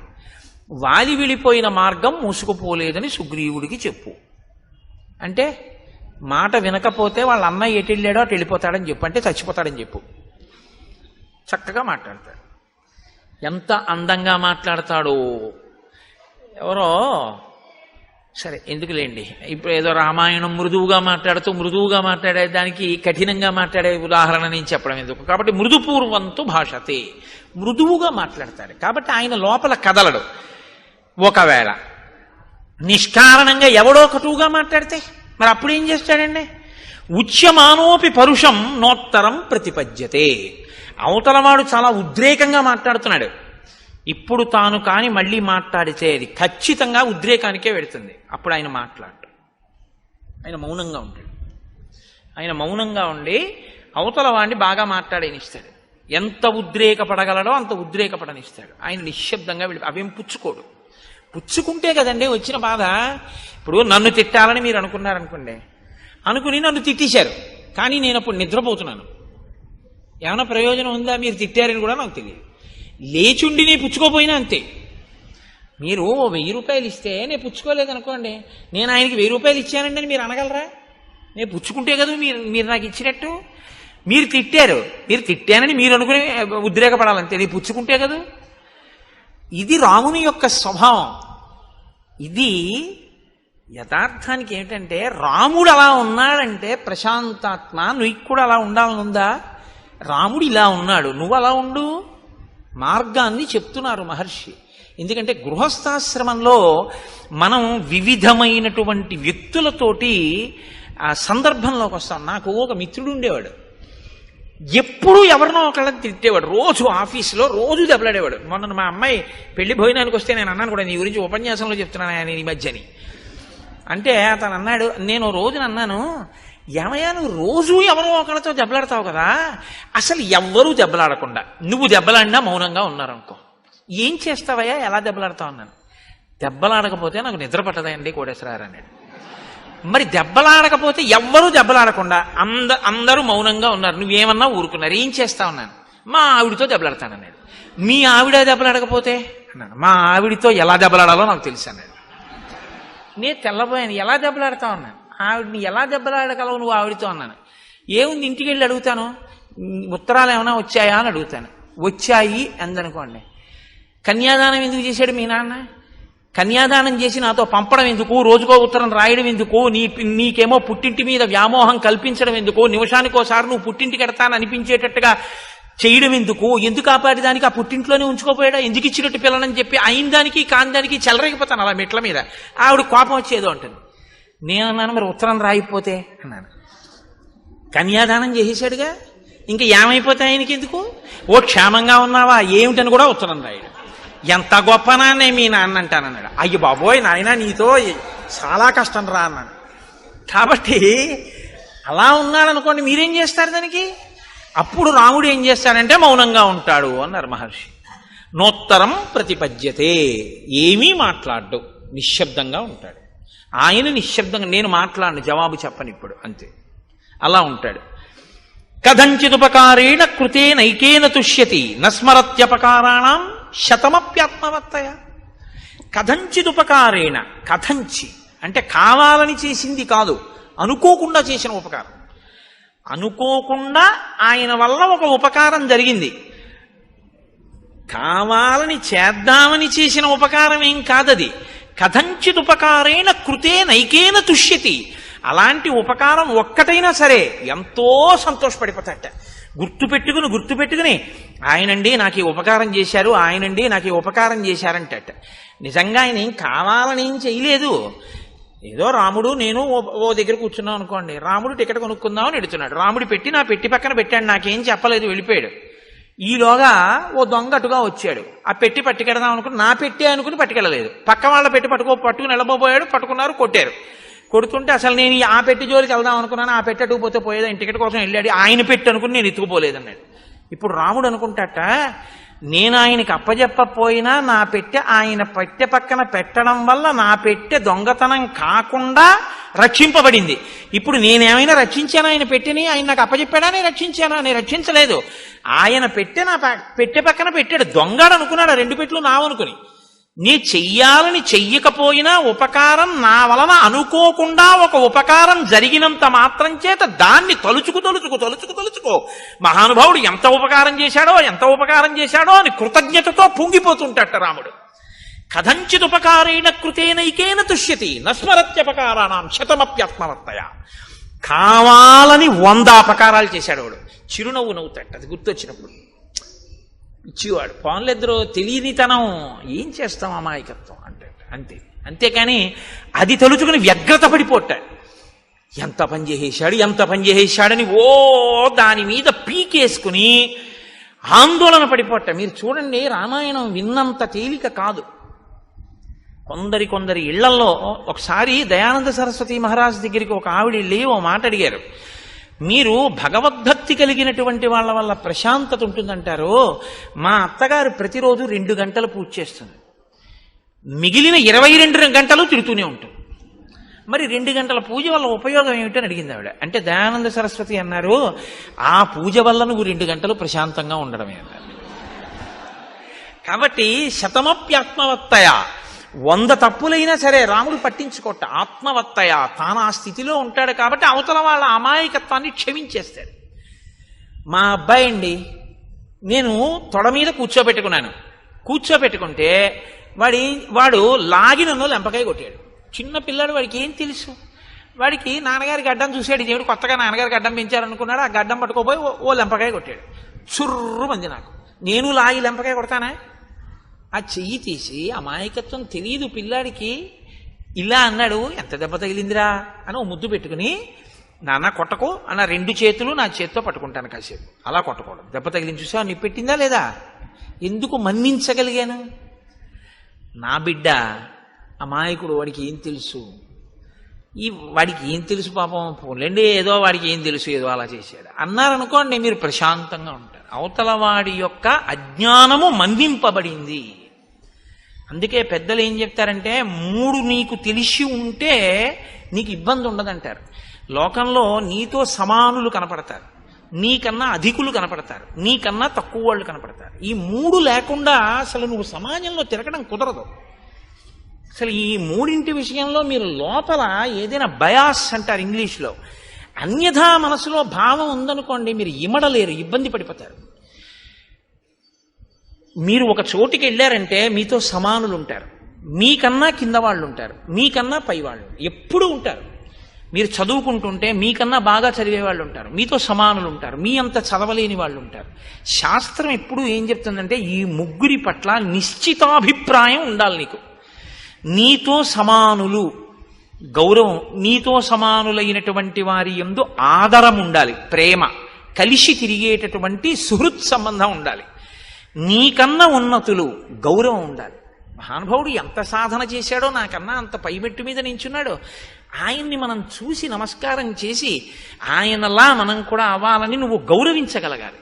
నీకన్నా తక్కువ వాడు ఈశ్వరానుగ్రహంతో ఆయన వృద్ధిలోకి రావాలో కానుకున్నాడు. పాపం అంతగా తెలుసున్నవాడు కాడు, ఆయన వృద్ధిలోకి రావాలన్నారు. ఇప్పుడు మీరు గుర్తుపెట్టుకోండి, మీరు ఎవరితో సమన్వయం అవుతున్నారో ఆ 3 మెట్ల మీద ఉన్నవాళ్ళు కూడా సంతోషంగా ఉంటారు. మీకన్నా పైమెట్టు మీద ఉన్నవాడిని చూసి మీరు భరించలేకపోయారనుకోండి, ఎంత మంచిలోనో అవగుణాన్ని తీస్తారు. ఇది లోకం యొక్క పోకడ అక్కడే వస్తుంది. ఆయన ఎందుండదు, నీలో ఉంది ఆ భావన. ఆయన ఉన్నతిని నువ్వు తట్టుకోలేవు, అందుకని మాట్లాడతారు తప్పుగా. నీతో సమానుడు, ఏంటి నాకన్నా గొప్ప అంటాడు. నీకన్నా తక్కువ, నైత్య భావన, వాడికి ఏం తెలుసండి అంటాడు. ఇప్పుడు వాళ్ళకేమవదు, వాళ్ళు అలాగే ఉంటారు. పాడైపోయేది ఎవరంటే నువ్వు. ఇది తెలుసుకుని ప్రవర్తించడం ఆత్మవత్తయా. ఇలా నువ్వు ఉండగలిగితే సమాజము నీ వలన ఆనందాన్ని పొందుతుంది. నువ్వు కూడా సమాజంలో ఎవరితో తిరుగుతున్నా సంతోషంగా ఉండగలుగుతావు. ఇప్పుడు మీరు చెప్పండి, రాముడు సమాజంలో ఈ 3 రకాలుగా ఉన్న వాళ్లతోటి తిరిగాడని గుర్తు. అందరితోటి ఆయన సమన్వయం అయ్యాడు. కానీ అందరూ రాముడి పట్ల సంతోషంతో ఉన్నారు. ఎందుకని? ఇలా ఉండబట్టి. పెద్ద దోషం ఎక్కడొస్తుందంటే ఇది నేర్చుకోవాలి. మీరు నేర్చుకోవలసిన అవసరం లేకుండా వచ్చేది ఏదంటే ఆ 3. నేను ఎప్పటికీ మర్చిపోను నా జీవితంలో ఒక సంఘటన. నేను విశాఖపట్నంలో ఉద్యోగం చేసే రోజుల్లో మా పక్క వాటాల్లో ఒక 5 ఏళ్ల పిల్ల ఉండేది, జ్యోత్స్న అని. అది పాలు తాగుతోంది. పాలు తాగుతూ వేడిగా ఉన్నాయని అక్కడ పెట్టి ఏదో అటు ఇటు తిరగబోయింది. దాని కాలు తగిలి ఆ గ్లాస్ పడిపోయింది, ఆ పాలు ఒలికిపోయి. నేను అక్కడే ఉన్నాను. వాళ్ళ అమ్మగారు వచ్చారు. వచ్చి అదేంటే పాలు అలా వంపేశావు అన్నారు. అంటే నేను అన్నాను, లేదంటే పాపం చూసుకోలేదు, పాలు పడిపోయాను. ఆ పిల్లంది వెంటనే, కాదు పాలు పడిపోలేదు, నేనే తంతే పడిపోయాను. నేను అలా ఉండిపోయాను. అబద్ధానికి అలవాటు పడిపోయింది నా సంస్కారం. పాలు పడిపోతాయా? పాలు ఎందుకు పడిపోతాయి? నేను పాలు పడిపోయామ్మా అన్నాను. అమ్మాయింది, పాలు పడిపోలేదు, నేను తంతే పడిపోయాను. అంటే పసిపిల్ల కదండి. మీకు ఎందుకు విఘ్నేశ్వరుడు పసివాడో చెప్పాను చూశారు. పిల్లకి అలా చెప్పడం ఇష్టం లేదు, అది అబద్ధం కదా. పాలు పడిపోవడం ఏంటి? నీ తంతే పడిపోయాయి. పాలు పడిపోయాయంటాడు ఏంటైనా? పాలు పడిపోలేదు, నేను తంతే పడిపోయాయమ్మా అంది. నేను నిజంగా మీరు చెప్తే నమ్మరు, ఆశ్చర్యపోయాను. చదువుకున్నాం, సంస్కారవంతులం అయ్యామని మనకి జీర్ణమైంది. ఇది ఒక పసిపిల్లకి ఇంకా ఈ సంస్కారం అంటక ఉండిపోయిన సత్యగుణం. అది ఎంత తేడారా అనిపించింది నాకు. కాబట్టి కథంచిదుపకారీణ కృతేనైకేన తుష్యతి నస్మరత్యపకారాణం శతమప్యాత్మవత్తయ. బుద్ధిమాన్ మధురాభాషీ పూర్వభాషీ ప్రియం వదః వీర్యవాన్న చ వీర్యేణ మహతా స్వేన విస్మితః. ఆయన బుద్ధిమాన్, చాలా బుద్ధి కలిగినటువంటి వాడు. మధురాభాషి, మాట్లాడేటప్పుడు చాలా మధురంగా మాట్లాడతారు. అందుకని వినబుద్ధి వేస్తుంది. రాముడు మాట్లాడుతుంటే వినాలనిపిస్తుంది, మాటలు తీయగా ఉంటాయి. పూర్వభాషి, ఇది మీరు గమనించారో లేదో, లోకంలో ఇది ఒక పెద్ద సమస్య. నన్ను ఆయన ఎరా నేను నీకెందుకు కనపడతానంటాడు. తాతగారు ఏమి ఉరే ఎలా ఉన్నావు అనొచ్చు కదా, అండవు. ఇందాక నుంచి చూస్తున్నాను రా, నువ్వు నన్ను పలకరిస్తావేమో అని, నేనెందుకు కనపడతాను నీకు అంటాడు. అదేంటి తాతగా నేను చూడలేదు, అదేలే అంటాడు. ఎందుకు ఆ మాట? ఎరా మనవడా ఎలా ఉన్నావు అని ఈయన అనకూడదా ముందు? అంటే నేను తాతని, నేను పెద్దవాణ్ణి, ఈ మధ్యనే వీడికి ఉద్యోగం వచ్చింది, వీడు నన్ను పలకరించట్లేదు, వీడికి అతిశయం ఎక్కువైపోయింది. ఇది నీ మనసులో భావన. పాప ఆ పిల్లాడు చూడలేదు. రాముడుట అది కాదుట, పూర్వభాషి. ముందు రాముడు మాట్లాడతాట. రాముడిని ఎవరైనా పలకరించారనుకోండి చిన్నపుచ్చుకుంటాట. అయ్యో అదే నేను మాట్లాడలేదు, పాపం వాళ్లే వచ్చి పలకరించారు ఏమిటని. నేను అందరినీ రాముడే ఏమో బాగున్నారా, ఏమండి అయ్యా బాగున్నారా అని రాముడే పలకరిస్తాట. పూర్వభాషి అంటే ఇంకోళ్ళు నన్ను పలకరించడం ఏంటి, నేను వాళ్ళని పలకరించాలి కదా ప్రేమగాని, చిరునవ్వుతో పలకరిస్తాట. హృదయ సంస్కారం అది. కాబట్టి పూర్వభాషి.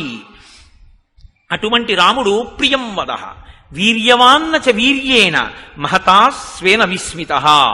ఆయన అంత పరాక్రమం ఉండి కూడా, అటువంటి వీర్యవాన్ అయ్యుండి కూడా నేను వీర్యవంతుణ్ణి అని ఎన్నడూ కూడా అతిశయంతో అహంకారంతో ఉన్నవాడు కాడు. నచానృత కథో విద్వాన్ వృద్ధానాం ప్రతిపూజకః అనురక్తః ప్రజాభిశ్చ ప్రజాశ్చాప్యనురంజతే. ఆయన ఇదొకటి చాలా గొప్ప విషయాన్ని మీరు వినాలి. ఇది ఇవాల్టి రోజున చాలా మందిని పాడు చేసేటటువంటి పెద్ద సమస్య ఇదే. నచానృత కథో, ఆయన ఎన్నడూ కూడా అసత్యమాడేటటువంటి వాడు కాడు. ఆయన విద్వాన్, అన్నీ తెలుసున్నటువంటి వాడు. వృద్ధానాం ప్రతిపూజకః, ఆయన వృద్ధులైనటువంటి వాళ్ళని, జ్ఞానమున్న వాళ్ళని పూజించేటటువంటి లక్షణం ఉన్నవాడు. అనురక్త ప్రజాభిశ్చ, ప్రజల యందు అనురాగమున్నవాడు, ప్రజల చేత ప్రేమింపబడినవాడు. అన్నిటికన్నా గొప్ప విషయం ఏమిటో తెలుసా అండి? నా శ్రేయసిరతో విద్వాన్ నవిరుద్ధ కదారుచి. ఆయన ఎప్పుడూ కూడా నా శ్రేయసి రతో విద్వాన్ న విరుద్ధ కదారుచి.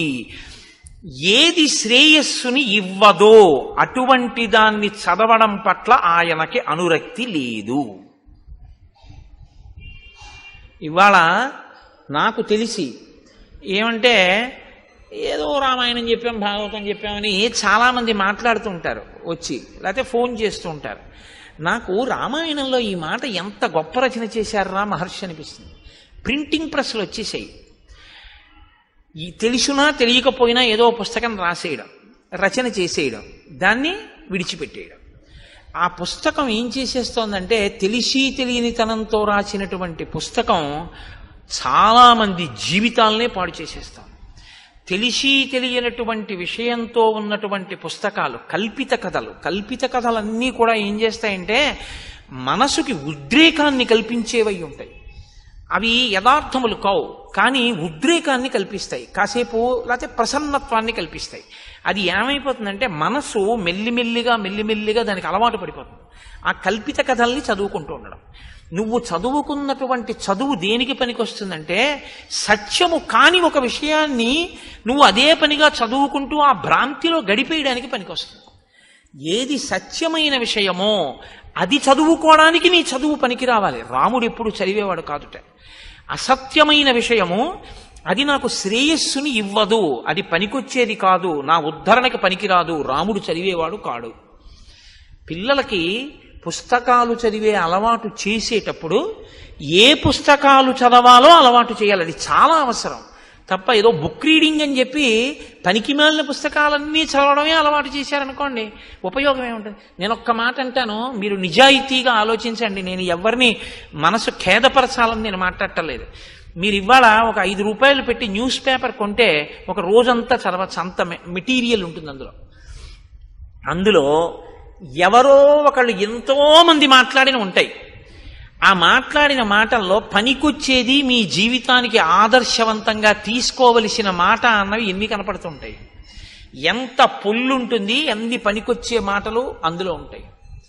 కానీ మనం న్యూస్ పేపర్ చదవద్దని నేను అన్నాను, న్యూస్ పేపరే జీవితంగా బతుకుతాం.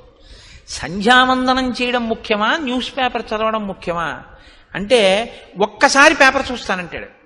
ఒక్కసారి పేపర్ చూస్తానని ఇలా పట్టుకున్నవాడు పేపర్ అంతా అయ్యాక 9ంటికి సంధ్యావందనానికి వెళ్తాడు. 9ంటికి సంధ్యావందనానికి వెళ్ళే లోపల నీ మనసు ఏమైపోతుందంటే ఇందులో ఉన్న విషయాలు చదివి నీ పక్షపాతాలకి అనుగుణంగా అది ఉద్వేగం చెందుతుంది. ఆ ఉద్వేగంలో నీ మనసు ధ్యానమునందు కుదురుకోదు. నువ్వు చేసిందేముంది అంటే ఏది ముందు చెయ్యాలో ఏది వెనక చెయ్యాలో తెలియకపోవడం, ఏది శ్రేయస్సునిస్తుందో అది ఎక్కువ చదవకపోవడం, ఏది శ్రేయస్సుని ఇవ్వదో దాన్ని చాలా శ్రద్ధగా ఎక్కువసేపు చదవడం. ఏమిటి నువ్వు దానివల్ల నువ్వు పొందుతున్నది ఏమి అన్నావు అనుకోండి, నీకు ఉపకారం ఏమి ఉండదు, దానివల్ల ఏమీ ఉండదు ఉపకారం. వాడు వీడిని అన్నాడు, వీడు వాడిని అన్నాడు, వాడు వీడిని అన్నాడని వీడు వాడిని అన్నాడని మీరు మళ్ళీ కాఫీ తాగి చెప్పుకోవాలంతే. ఏమిటి ప్రయోజనం? ఏమీ ఉండదు. రామాయణంలో రాముడు ఏమన్నాడో చదివావా? ఎప్పుడు చదవడం, ఎప్పుడు టైం ఏదండి అంటాడు. రామాయణం అయోధ్యకాండ చదివారు ఏంటంటే ఎప్పుడన్నా 2-3 సర్గలు అన్నారు అనుకోండి, అబ్బే అంత టైం ఎక్కడ ఉంటుందండి నాకంటాడు. న్యూస్ పేపర్ చదివావా అని అడిగాను అనుకోండి, అసలు న్యూస్ పేపర్ చదవకపోతే నాకు ఆ రోజులా ఉండదండి అంటాడు. అనురక్తి అది పెంచుకోవద్దు. శ్రేయస్సునిచ్చే వాటి మీద నీవు ఎక్కువ సమయాన్ని వెచ్చించడం నేర్చుకో. ఇది మనకి తెలిస్తే యథార్థంగా 42 రోజులు అయ్యేటప్పటికీ ఇది అనుష్ఠానంలోకి వచ్చిందని గుర్తు ఏమిటంటే, రామకోటి రాసేటటువంటి పుస్తకాలు హరిప్రసాద్ గారు ముద్రణ చేసినవి సరిపోకుండా ఉండాలి కదా. సమయం సద్వినియోగం అవుతోంది. నిజంగా రామాయణం విని మార్పు వచ్చిందని గుర్తు ఏమిటంటే, న్యూస్ పేపర్ గంట చదివేది 20 నిమిషాలకి తగ్గించి 40 నిమిషాలు రామకోటికి ఇచ్చేస్తున్నాడని మొదలెట్టారనుకోండి. 40 నిమిషాలు రామకోటి రాసేయడం మొదలు పెడితే హరిప్రసాద్ గారు మళ్ళీ ద్వితీయ ముద్రణకి వెళ్ళాలి ఆ పుస్తకాల కోసం కదా. రామకోటికి పుస్తకాలు రాయబడలేదండి, పుస్తకాలు ఉండిపోయాయి అన్నారనుకోండి, హరిప్రసాద్ గారు కాదు బాధపడవలసింది, సనాతన ధర్మం యొక్క స్థితి ఇలా ఉందన్నమాట. ఇంకా రామాయణం లోకంలోకి జీర్ణం అవ్వట్లేదన్నమాట. ఎక్కడో లోపం ఉంది, ఇంకా కలిపురుష లక్షణం ఉందని మనం బాధపడవలసి ఉంటుంది. అవునా? నన్ను సహృదయంతో అర్థం చేసుకోండి. కాబట్టి ఇది రామచంద్రమూర్తి యొక్క స్థితి. కాబట్టి ఇటువంటి మహానుభావుడు. అన్నిటికన్నా అద్భుతమైన విషయం అండి రామాయణంలో, నేను అందుకే మీతో మనవి చేసేది, అయోధ్యకాండలో ప్రతి శ్లోకం మన జీవితానికి అన్వయం అవుతుంది, గృహస్థాశ్రమానికి అన్వయం అవుతుంది, మనని దిద్దుబాటు చేస్తుంది. ఇలా దిద్దుకో నేర్పుతుంది. రాముట్ట ధర్మ కామార్థ తత్వజ్ఞ స్మృతిమాన్ ప్రతిభానవాన్ లౌకికే సమయాచారే కృతకల్పో విశారద. ఆయనకి ధర్మము గురించి, కామము గురించి, అర్థము గురించి బాగా తెలుసు. అసలు పెళ్లి చేస్తే ధర్మేచ అర్థేచ కామేచ నాతి చరామి అంటాడు. ఈమెను నేను అతిక్రమించను ధర్మమునందు, అర్థమునందు, కామమునందు. మిమ్మల్ని నేను మాట అడుగుతాను, చెప్పండి, ఈ 3 ఈశలు నిజానికి. ఎందుకంటే మోక్షం పక్కన పెట్టేయండి, చతుర్విధ పురుషార్థాల్లో ధర్మం, అర్థం, కామం. ఇందులో ధర్మం సరే పక్కన పెట్టండి, అర్థము, కామము. అర్థం అంటే డబ్బే కదండి, అందాక అనుకోండి. పోని ధనేష, అది 3 ఈశలలో ఒక ఈశ. అది అంటే మనిషిని పాడు చేసేది. అది జన్మాంతరం వాసన కింద తరుగుతుంది మనిషిని. అటువంటిది ధనేష. ధనేష, దారేష, పుత్రేష, ఈ 3ను. ఇవి మనసుని వదలవు జాగ్రత్త. అంటే ఏమిటో తెలుసా అండి, మనసుని వదలవన్న మాట ఎందుకంటారో తెలుసా? ఇది ఏం చేస్తుందంటే మీ మనసుని మీరు దేని ఎందు పెట్టారో దాన్నే స్మరిస్తుంది. అది అంత్యకాలమునందు శరీరంలోంచి మనసు వెళ్ళిపోయేటప్పుడు ప్రాణోత్క్రమణం అంటారు. చనిపోవడం అంటే ఏమిటో భాగవతంలో చెప్తారు. మనసు ఏం చేస్తుందంటే ఆఖరణ ఇంద్రియాల్లో ఉన్న శక్తులన్నింటినీ సర్దేసుకుంటుంది గబగబా. అంటే కంట్లో ఉన్నటువంటి చూడగలిగిన శక్తిని వెనక్కి లాగేసి తనతో అంటించుకుంటుంది. చెవికి వినగలిగిన శక్తిని వెనక్కి తీసి తనతో పట్టుకుంటుంది. స్పర్శేంద్రియానికి, చర్మానికి ముట్టుకుంటే తెలిసే శక్తిని వెనక్కి లాగేసి పట్టుకుంటుంది. పట్టుకుని ఇప్పుడు ఈ మనసు ఏం చేస్తుందంటే ప్రాణోత్క్రమణంతో, అంటే ప్రాణము ఆఖరి శ్వాస ఎట్నుంచి నిర్గమించిందో, ఏ కన్నంలోంచి బయటికి వెళ్ళిపోయిందో అట్నుంచి బయటికి పారిపోతుంది. అది కూడా వెళ్ళిపోయి ఇదే మనస్సు మీరు చిట్ట చివర దేన్ని స్మరించారో అది తీర్పు. పరమేశ్వరుడికి పునర్జన్మ యందు అధికారము లేదు. బాగా గుర్తుపెట్టుకోండి మీరు ఈ విషయాన్ని. బాగా జ్ఞాపకం చేసుకోండి. మనిషి జీవితంలో గుర్తుపెట్టుకోవలసింది, పునర్జన్మ యందు ఈశ్వరునకు అధికారము లేదు. ఈశ్వరుడు ఇవ్వలేడు. మళ్ళీ నన్ను మనిషిగా పుట్టించు, ఈశ్వరుడు పుట్టించలేడు, ఇవ్వలేడు ఈశ్వరుడు. ఎందుకో తెలుసా అండి, అది మీకు వదిలిపెట్టేశాడు మనిషికి. నీ పునర్జన్మ నీ చేతిలోనే ఉంచాను. మళ్ళీ పుడతావో మళ్ళీ పుట్టవో ఎటు పోతావో నీ ఇష్టం, నీకు వదిలేశాను. ఎలా వదిలేడో తెలుసా? మనసుకి స్మరణ ఉంటుంది. అందుకే స్మరహ అంటారు. ఎప్పుడు తలుచుకుంటుంది. దేన్ని తలుచుకోవడానికి అది అలవాటు పడిపోయిందో అది ఊపిరి మీద ఆధారపడుతుంది. ఆఖరణ అది దేన్ని స్మరించిందో దాన్ని బట్టి పునర్జన్మిస్తాడు ఆయన. నా మనసు ఎప్పుడూ డబ్బుని స్మరించిందనుకోండి, అర్ధేష, హీనోపాధుల్లోకి వెళ్ళిపోతాడు. తేళ్లు, జర్రిలు, పాములు ఇలాంటి వాటిలోకి వెడతాడు.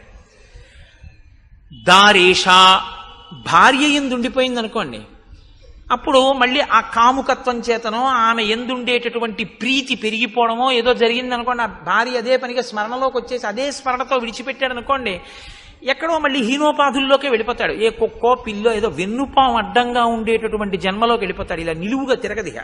మనిషికే అడ్డంగా పుట్టి నిలువుగా తిరుగుతుంది, మిగిలిన వాటికి అడ్డంగా పుట్టి అడ్డంగానే ఉంటుంది. అలాగే పెడతాడు. ఇప్పుడు స్మరణం ఈశ్వరుడు చూస్తాడు. ఆఖరి స్మరణ ఏది చేశాడు చూస్తాడు ఆయన. ఈశ్వరుణ్ణి స్మరించింది మనసు, మోక్షం ఇచ్చేస్తాడు. ఈశ్వరుణ్ణి స్మరించడం అంటే ఆఖరణ స్మరిస్తానండి, ఇప్పుడు ఎందుకు ఇవన్నీ అన్నారంటే అలవాటు చేసింది ఏదో అది స్మరిస్తుంది. అంతేగాని అప్పుడు స్మరించడానికి ఏం ఓపిక ఉండదు. ఇంకా అప్పుడు మనసు ఏం చేస్తుందంటే నిర్గమిస్తుంది. నిర్గమించడం అంటే గుర్తుపెట్టుకోండి, కళ్ళల్లోంచి, ముక్కుల కన్నాల్లోంచి, చెవుల్లోంచి, నోట్లోంచి, రోమకూపములు కొన్ని లక్షల్లోంచి కూడా నిర్గమిస్తుంది. అంటే వెంట్రుకలు పుట్టిన కన్నాలు ఉంటాయి, అవి కన్నాలే. లేకపోతే చెమట బయటికి ఎలా వస్తుంది లోపల నుంచి?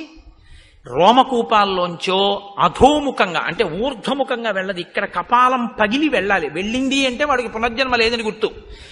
అలా వెళ్ళలేదు అంటే ఎటో కింద కన్నాల్లోంచి వెళ్ళాడు. కింద కన్నాల్లోంచి వెళ్ళాడంటే వీడికి ఇచ్చిన ఉపాధిని వీడు వాడుకోలేదు. దీంతో ఏది చేరాలో అందుకు వాడు ఉపయోగించలేదు కాబట్టి అయిన వాళ్ళందరూ ఏం చేస్తారో తెలుసా అండి? దిక్కుమాలాడు, వీడి బతుకు ఏమిటో తెలుసా? అన్నీ తెలుసున్నవాడికి అమావాస్య మరణం, ఏమీ తెలియని వాడికి ఏకాదశి మరణం అని అందుకే వచ్చింది సామెత. వీడి పుర్రె పగల్లా ప్రాణం పోయినప్పుడు. కాబట్టి వీడి పుర్రె పగిలిపోయే వరకు కాల్చేస్తాం. టప్ అని చప్పుడు వస్తుంది, కపాల మోక్షం అయిందన్నప్పుడు వెళ్తారు. నువ్వు ఎలాగో పగలగొట్టుకోలేదు, మేమే పగలగొట్టాం పో. ఈ స్థితిని నువ్వు పొందకుండా ఉండాలంటే నీ మనసుని సాధన చేత తిప్పాలి. సమస్త కర్మల యొక్క అంతిమ ప్రయోజనం మనసుని శుద్ధి చెయ్యడమే. మనసు సంస్కరించబడకపోతే అర్ధేష కామేష అర్ధేష పుత్రేష తర్వాత భార్యేష ఇలా ఉండిపోయింది అనుకోండి, ఈ ఈశలు పునర్జన్మకి కారణం అవుతాయి. ఇది మనం ఒప్పుకుంటాం కాబట్టే బొట్టు పెట్టుకుంటాం. సనాతన ధర్మం అంటే ఉపన్యాసాలు చెప్పడం కాదు, సనాతన ధర్మం అంటే బొట్టెట్టుకోవడం. బొట్టు పెట్టుకున్నాడంటే గుర్తు ఏమిటంటే పునర్జన్మను ఒప్పుకున్నాడని గుర్తు. బొట్టు పెట్టుకోలేదంటే వాడికి పునర్జన్మ సిద్ధాంతం మీద నమ్మకం లేదని గుర్తు. వాడు వేద ప్రమాణాన్ని ఒప్పుకోలేదని వాడు బొట్టు పెట్టుకోడు. మనం బొట్టు ఎందుకు పెట్టుకుంటామంటే మేము పునర్జన్మ సిద్ధాంతాన్ని కర్మ సిద్ధాంతాన్ని మేము అంగీకరిస్తున్నాం. ఇది బొట్టు పెట్టుకోవడంలో సూచిస్తుంది. అందుకని బొట్టు పెట్టుకుంటారు. సనాతన ధర్మంలో బొట్టు లేకుండా బయటికి రారు ఎవరు. కనుక రాముడి విషయంలో ఏమైందంటే 3 బాగా అర్థం చేసుకున్నాడు అంటున్నారు మహర్షి. బాగా అర్థం చేసుకోవడం అంటే ఏమిటండి? అంటే ఏమి లేదు, మీరు బాగా అర్థం చేసుకోవడం అంటే ఈ కామాన్ని పట్టుకెళ్ళి ధర్మంతో ముడేసేయి, అర్థాన్ని పట్టుకెళ్ళి ధర్మంతో ముడేసేయి. అర్థము కామము అనే 2 పరిగెత్తిపోయి పక్కన నీవి కాని పొలాల్లో పడి మేసే అలవాటు ఉన్నటువంటి ఇది మన దున్నపోతులు అంటారే, అటువంటి స్థితి కలిగినటువంటివి. ఎందుకంటే తమకంబొప్ప పరాంగనాజనుల పరద్రవ్యంబులన్ ముచ్చిరింగ మహోద్యోగము చేయునెమ్మనము దానిం బట్టి వైరాగ్య పాశంబులను కట్టి బిగించి నీ చరణ స్తంభమునైన్ కట్టి వేయిచి ముదంబెన్నడు కలగజేయ కలబో శ్రీకాళహస్తీశ్వర అంటాడు ధూర్జటి. అర్థము కామము రెండింటికి ధర్మం అనేటటువంటి ఇనప కంచె వెయ్యాలి. ఇప్పుడు ఇది ఈ ఇనప కంచె లోపల ఉంటుంది. పశువుకి లక్షణం ఏమిటంటే అది పక్క పొలంలో పోతుంది, దానికి అది అలవాటు పక్క పొలంలోకి పోయి తింటుంది. అది ఆ పక్క పొలం వాడు బడితి పెట్టి కొడతాడు, లేకపోతే బంధువుల దొడ్లో పెట్టేస్తాడు, అప్పుడు వెళ్ళి తెచ్చుకోవాలి యజమాని. అలా కాకుండా ఉండాలంటే మీరు ఇనప కంచె వేశారనుకోండి, అది పక్క పొలంలోకి ఇలా చూస్తుంది. ఆ గడ్డి తినడానికి ఎలా అయినా వెడదామని ఆ కంచె మించి దాటడం దానికి ఇంక రాదు. కాబట్టి దానికి మనసున్నా ఇటే ఉంటుంది. ఇది కొన్నాళ్ళకి ఏం అలవాటు అయిపోతుందంటే ఆ లోపల ఉండడం దానికి అలవాటు, ఆ లోపలే తినడం అలవాటు. ధర్మమన్న కంచె కట్టుకుని అర్ధకామములను అనుభవించు. సంపాదించడం ధర్మబద్ధం, వ్యయం ధర్మబద్ధం, కోరుకోవడం ధర్మబద్ధం, కోరికను అనుభవించడం ధర్మబద్ధం. తప్ప ధర్మాన్ని అతిక్రమించి నువ్వు కోరిక తీర్చుకున్నావా ఇబ్బందే. ధర్మబద్ధము కాని కోరిక కోరుకున్నావా ఇబ్బందే. ధర్మబద్ధము కాని కోరిక పుట్టేటట్టు చెయ్యగలిగినవి నువ్వు చూడడం మొదలు పెట్టావా ప్రమాదమే. నీకు శ్రేయస్సుని ఇవ్వనిది చదువుతున్నావు, నీకు శ్రేయస్సుని ఇవ్వనిది నువ్వు చూస్తున్నావు. ఇప్పుడు అటువంటివి చూసి అటువంటివి విని నువ్వు ప్రమాదంలోకి వెళ్ళిపోతే, కాబట్టి చూడకు వినకు అటువంటివి. ఇది అయోధ్యకాండ అంటే. నువ్వు కట్టుపడు, ధర్మమునకు ముడివేయి అర్థాన్ని కామాన్ని. ధర్మానికి అర్థాన్ని కామాన్ని ముడేస్తే 4వది వచ్చేస్తుంది, మోక్షం వచ్చేస్తుంది. ఇది ఎంత తేలిగ్గా ఉంటుందంటేనండి చెప్పడానికి, ఒక 8 అడుగుల కర్ర తీసుకొచ్చి మీరు సమాన భాగములుగా నరుకుడు అని నేను అన్నాను అనుకోండి. ఇప్పుడు 8 అడుగుల కర్ర కాబట్టి సమాన భాగములుగా చెయ్యాలంటే నేను ఎన్ని ముక్కలు చెయ్యాలి? ఎన్నమ్మా? 4 ముక్కలు. ఒక్కొక్క ముక్క ఎన్ని అడుగులు ఉండాలి? 2 అడుగులు. 4 రెళ్ళు 8 కదా. ఇప్పుడు 8 అడుగుల కర్ర నాకు ఇచ్చారు మీరు. ఆ కర్ర తీసుకొచ్చి అక్కడ పెట్టి 2 అడుగులు చూసి అక్కడికి కత్తి పెట్టి నరికాను, ఓ ముక్క వచ్చేసింది. ఇప్పుడు మళ్ళీ 6 అడుగుల ముక్క ఉందిగా, మళ్ళీ ఇలా పెట్టి మళ్ళీ ఇంకో 2 అడుగుల ముక్క నరికాను, ఇంకో 2 అడుగుల ముక్క వచ్చింది. ఇంకెన్ని ముక్కలు మిగిలాయి? ఇంకెంత ముక్క మిగిలింది? 4 అడుగుల ముక్క. ఇప్పుడు 4 అడుగుల ముక్క అక్కడ పెట్టి 2 అడుగుల దగ్గర మళ్ళీ నరికాను. ఎన్ని ముక్కలు వచ్చాయి? 2 అడుగుల ముక్కలు 2 వచ్చాయి. 8 అడుగుల ముక్కని 2 అడుగుల సమాన భాగములు 4 చేయడానికి ఎన్ని మాటలు నరికాను? 3 మాటలే. 3 మాటలు నరికితే 4వ ముక్క వచ్చేసిందా లేదా? 2 అడుగుల ముక్క. ధర్మబద్ధమైన అర్థము, ధర్మబద్ధమైన కామము మోక్షాన్ని ఇచ్చేస్తాయి తప్ప మోక్షమును సాధించడం అని ఇంకా వేరే ఏం ఉండదు. మోక్షము అంటే ధర్మబద్ధమైన అర్ధకామములను తెలిసి ఉండుట, అలా జీవించుట, అది ఏ మోక్షమునకు హేతు. ఇది రాముడికి తెలుసు. కాబట్టి ఇప్పుడు ఏది ప్రధానంగా తెలిసి ఉండాలంటే ధర్మం తెలిసి ఉండాలి. తెలిసి ఉంటే ధర్మానికి అర్ధకామములు ముడివేయాలి. రాముడు ఎలా వేశాడో నువ్వు చూస్తే నువ్వు అలా వేయాలి. కాబట్టి అయోధ్యకాండ అంత గొప్పది. కాబట్టి అయోధ్యకాండ అంటే గృహస్థాశ్రమానికి పనికొచ్చేటటువంటి ఎన్ని విషయాల్లో ఆవిష్కరిస్తుందండి. అలా మీరు ఏ శ్లోకం పట్టుకున్నా అంతే, అందులోంచి ఎన్ని రహస్యాలు చెప్తున్నా. వేదోప బ్రహ్మణం అది. ఏ శ్లోకాన్ని మీరు చదవండి, అందులోంచి మీరు ఒక కొత్త విషయాన్ని తెలుసుకుంటుంటారు. ఓ ఇదనమాట విషయం, నేను ఇలా దిద్దుకోవాలన్నమాట అని తెలుస్తూ ఉంటుంది. కాబట్టి ఇటువంటి రాముడు ఇటువంటి గుణములు కలిగిన వాడు. పైకి ఎలా కనపడుతుంది? రాముడు ఇన్ని గుణములు కలిగిన వాడని ప్రజలు కీర్తిస్తున్నారు. ఇప్పుడు దశరథ మహారాజు గారు అనుకున్నారట, అధరాజ్ఞో బభూవైవం వృద్ధస్య చిరజీవినః ప్రీతిరేషా కథం రామో రాజస్యాన్మయి జీవతి. నేను చాలా కాలం బ్రతికాను, పెద్దవాణ్ణి అయిపోయాను, వృద్ధుణ్ణి అయిపోయాను, 60,000 సంవత్సరముల వయస్సు వచ్చింది. ఇంతకాలం బిడ్డలు లేరని బాధ, ఇప్పుడు బిడ్డలు పుట్టిన తరువాత గుణవంతులయ్యారని సంతోషం. ఇప్పుడేం కోరిక వచ్చింది కొత్తగా?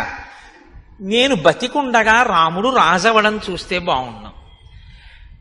తర్వాత కోరిక ఏమిటి వచ్చింది దశరథ మహారాజు గారికి? రాముడు రాజై పరిపాలన చెయ్యడం చూసి స్వర్గానికి వెళ్ళిపోతే బాగున్నాం. ఇప్పుడు ఈ కోరిక పుట్టింది అని ఆయన అనుకుంటున్నాడు.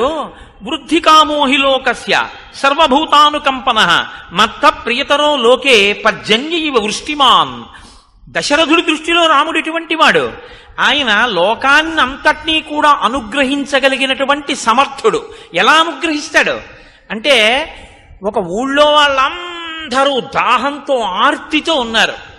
కేవలం పంపుల్లో నీళ్లు బాగా వదిలిపెడతామండి అంటే సరిపోతుందా? ఆచరి వెండిపోతుంది. బాగా నీరు నిండినటువంటి మేఘముల గుంపు వచ్చి వర్షించిందా, చెరువులు తటాకములు అన్నీ నిండిపోతాయి. మంచి జల సమృద్ధి కలుగుతుంది.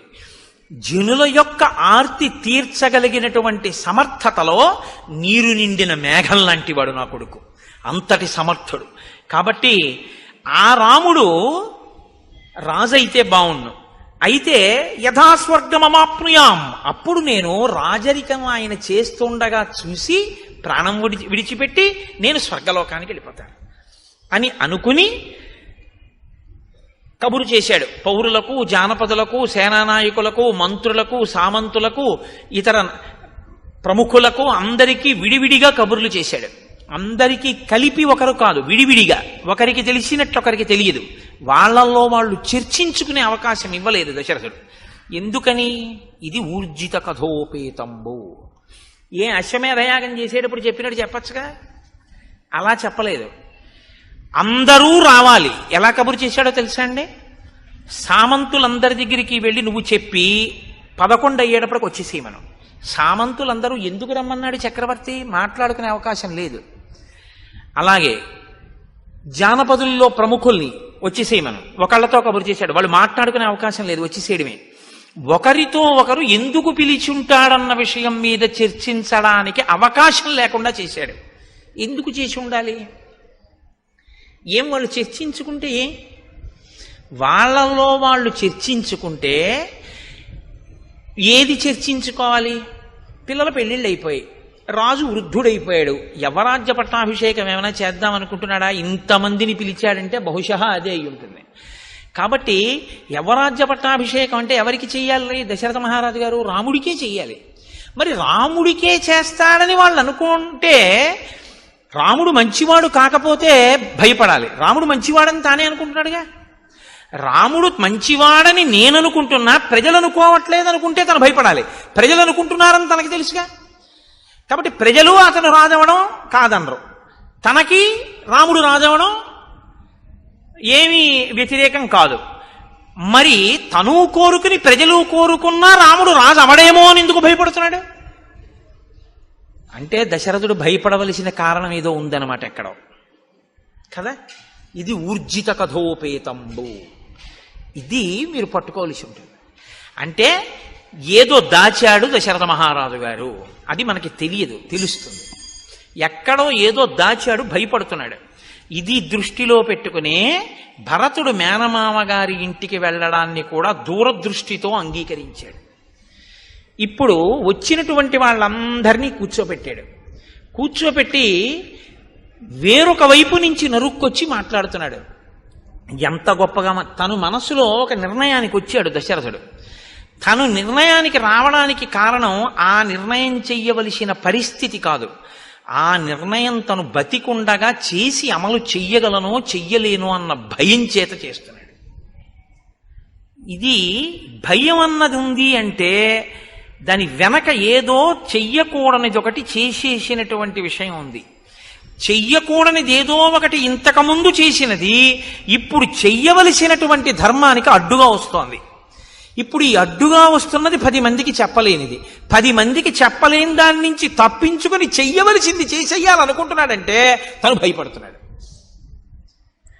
ఏమిటి ఆ విషయం? అది బయట తనెలా పడతాడు? పడడం. అందుని పడకుండా మాట్లాడాలి. ఇప్పుడు సభలో ఎంత అందంగా మాట్లాడుతున్నాడో చూడండి. దివ్యాంతరిక్షే భూమౌచ ఘోరముత్పాజం భయం సంచచక్షేచ మేధావి శరీరే చాత్మనో జరాం. ఈ మధ్యకాలంలో భూమి మీద అక్కడ నాకు ఉత్పాదములు కనపడుతున్నాయి. అందుకని నేను తొందరగా యవ్వరాజ్య పట్టాభిషేకం చేసేద్దాము అని అనుకుంటున్నాను. నతు కేకయ రాజానం జనకం వా నరాధిప తరయా చానయామాస పశ్చాత్తౌ శ్రోష్యథ ప్రియం. ఈ యవ్వరాజ్య పట్టాభిషేకం చెయ్యాలి అనుకుంటున్న విషయాన్ని మీరు జనక మహారాజు గారికి కానీ కేకయ రాజు గారికి కానీ తెలియనివ్వకండి అనగానే అనుమానం వస్తుందా రాదా అండి? జనకుడికి ఎందుకు చెప్పకూడదు? వియ్యంకుడు.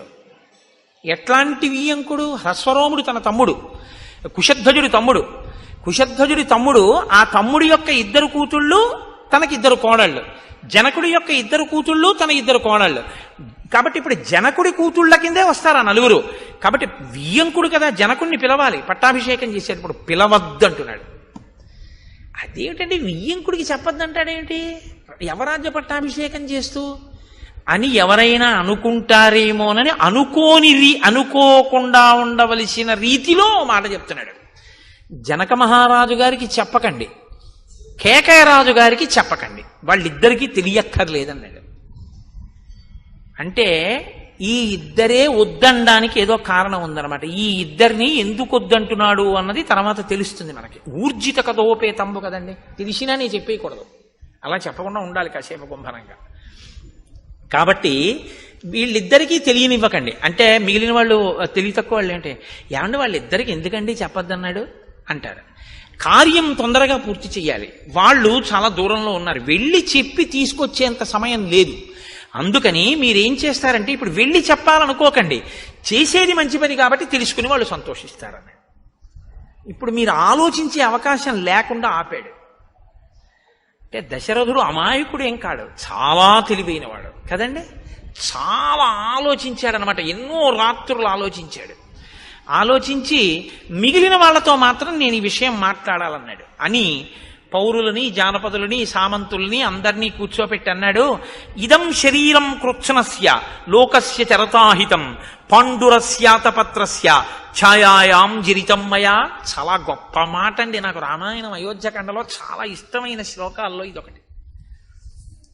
ఎంత అందంగా మాట్లాడాడంటే సభ యొక్క సానుభూతిని పొందే రీతిలో మాట్లాడాడు. ఈ తెల్ల గొడుగు కింద కూర్చుని నేను చాలా కాలంగా పరిపాలన చేస్తున్నానన్నాడు. రాజు రంగుల గొడుగుల కింద కూర్చోకూడదు, తెల్ల గొడుగు కిందే కూర్చోవాలి. ఇప్పుడు రేపు పాదుకా పట్టాభిషేకం చేసామనుకోండి, రంగు గొడుగు పెట్టకూడదు, తెల్ల గొడుగే పెట్టాలి. తెల్ల గొడుగు లేదనుకోండి చేయించేయాలి ఇలాగా. కాబట్టి తెల్లటి గొడుగు కింద కూర్చున్నాను నేను. ఎన్నేళ్ళు? కొన్ని వేల ఏళ్ళు కూర్చున్నాను. కొన్ని వేల ఏళ్లు కూర్చోవడంలో నాకు తెలియలేదు సుమా అన్నాడంటే రాజ్యాన్ని పరిపాలిస్తున్నటువంటి ఆనందంలో, ఈ భోగాల్లో ఈ శరీరం ముసలదైపోయింది. తెల్లగొడుగు కింద ఈ శరీరం జర్జరీభూతం అయిపోయింది. అంటే తెలియకుండా భోగాల్లోనే జర్జరీభూతం అయిపోయింది. అది ముసలితనానికి వెళ్ళిపోతే ప్రాప్య వర్ష సహస్రాణి బహన్యాయూంషి జీవిత జీర్ణాస్యాస్య శరీరస్య విశ్రాంతిమభిరోచయే. ఈ జీర్ణమైపోయిన శరీరం ఇంకా పరిపాలన చెయ్యమంటే చెయ్యలేకపోతోంది. అందుకని ఇది కొంత విశ్రాంతిని కోరుకుంటోంది. నేను నా పూర్వీకులు కూడా ధర్మాన్ని పట్టుకుని కొన్ని వేల సంవత్సరాలుగా ఇక్ష్వాకు వంశం ఈ రాజ్యాన్ని ప్రజలని కన్నబిడ్డలలా పరిపాలిస్తోంది. నా పూర్వీకులు ఏ ధర్మం పట్టుకున్నారో నేను కూడా అదే ధర్మాన్ని పట్టుకున్నాను. మిమ్మల్ని కన్నబిడ్డల్లా పరిపాలించాను. నా ఓపికన్నన్నాళ్లు పరిపాలించాను. ఇక నాకు పరిపాలించడానికి ఓపిక లేదు, విశ్రాంతిని పొందాలి. అనురూప సవైనాథో లక్ష్మీవాన్ లక్ష్మణాగ్రజ త్రైలోక్యమపి నాథేన ఏనస్యాన్ అధవత్తరం. 3 లోకములను పరిపాలించగలిగినటువంటి దక్షుడైనటువంటి రాముడు నా కుమారుడు. కాబట్టి ప్రజలకు హితకరమైనటువంటి రీతిలో పరిపాలన చెయ్యగలిగిన వాడు. కాబట్టి రాముడికి యవ్వరాజ్య పట్టాభిషేకం చెయ్యాలనుకుంటున్నాను. ఎవరో ఒక్కడే ఆలోచించి తీసుకున్నటువంటి నిర్ణయం అంత గొప్పగా ఉండదు. తటస్థులై అంటే అటూ ఇటూ చెందని వారైనటువంటి వారు ఆలోచించి చెప్పినటువంటి నిర్ణయంలో పక్షపాతం ఉండదు. కాబట్టి మీరు బాగా ఆలోచించి చెప్పండి. మీరు ఎలా చెప్తే నేను అలా చేస్తాను. ఇవ్వనా రాముడికి రాజ్యాన్ని అన్నాడు. అంటే సభంతా ఒక్కసారంది. అనేక వర్ష సహస్రో వృద్ధస్త్వమసి పార్థివా స రామం యువరాజానం అభిషించస్వ పార్థివం ఇచ్ఛామోహి మహాబాహుం రఘువీరం మహాబలం గజేన మహతాయాంతం రామం ఛత్రవృతాననం. రాజా, నువ్వు కొన్ని వేల సంవత్సరములు పరిపాలించావు, బడలిపోయావు. మాకు కోరికగా ఉంది, ఎప్పుడెప్పుడు రాముడు రాజవుతాడా, ఎప్పుడెప్పుడు అంబారీ ఏనుగు మీద వెడతాడా, ఎప్పుడెప్పుడు తెల్లగొడుగు కింద కూర్చుని యువరాజుగా వెడతాడా, ఎప్పుడు చూస్తామా. వీళ్ళప్పుడే కళని ఇంకొంచెం ముందుకు తీసుకెళ్ళిపోయారు.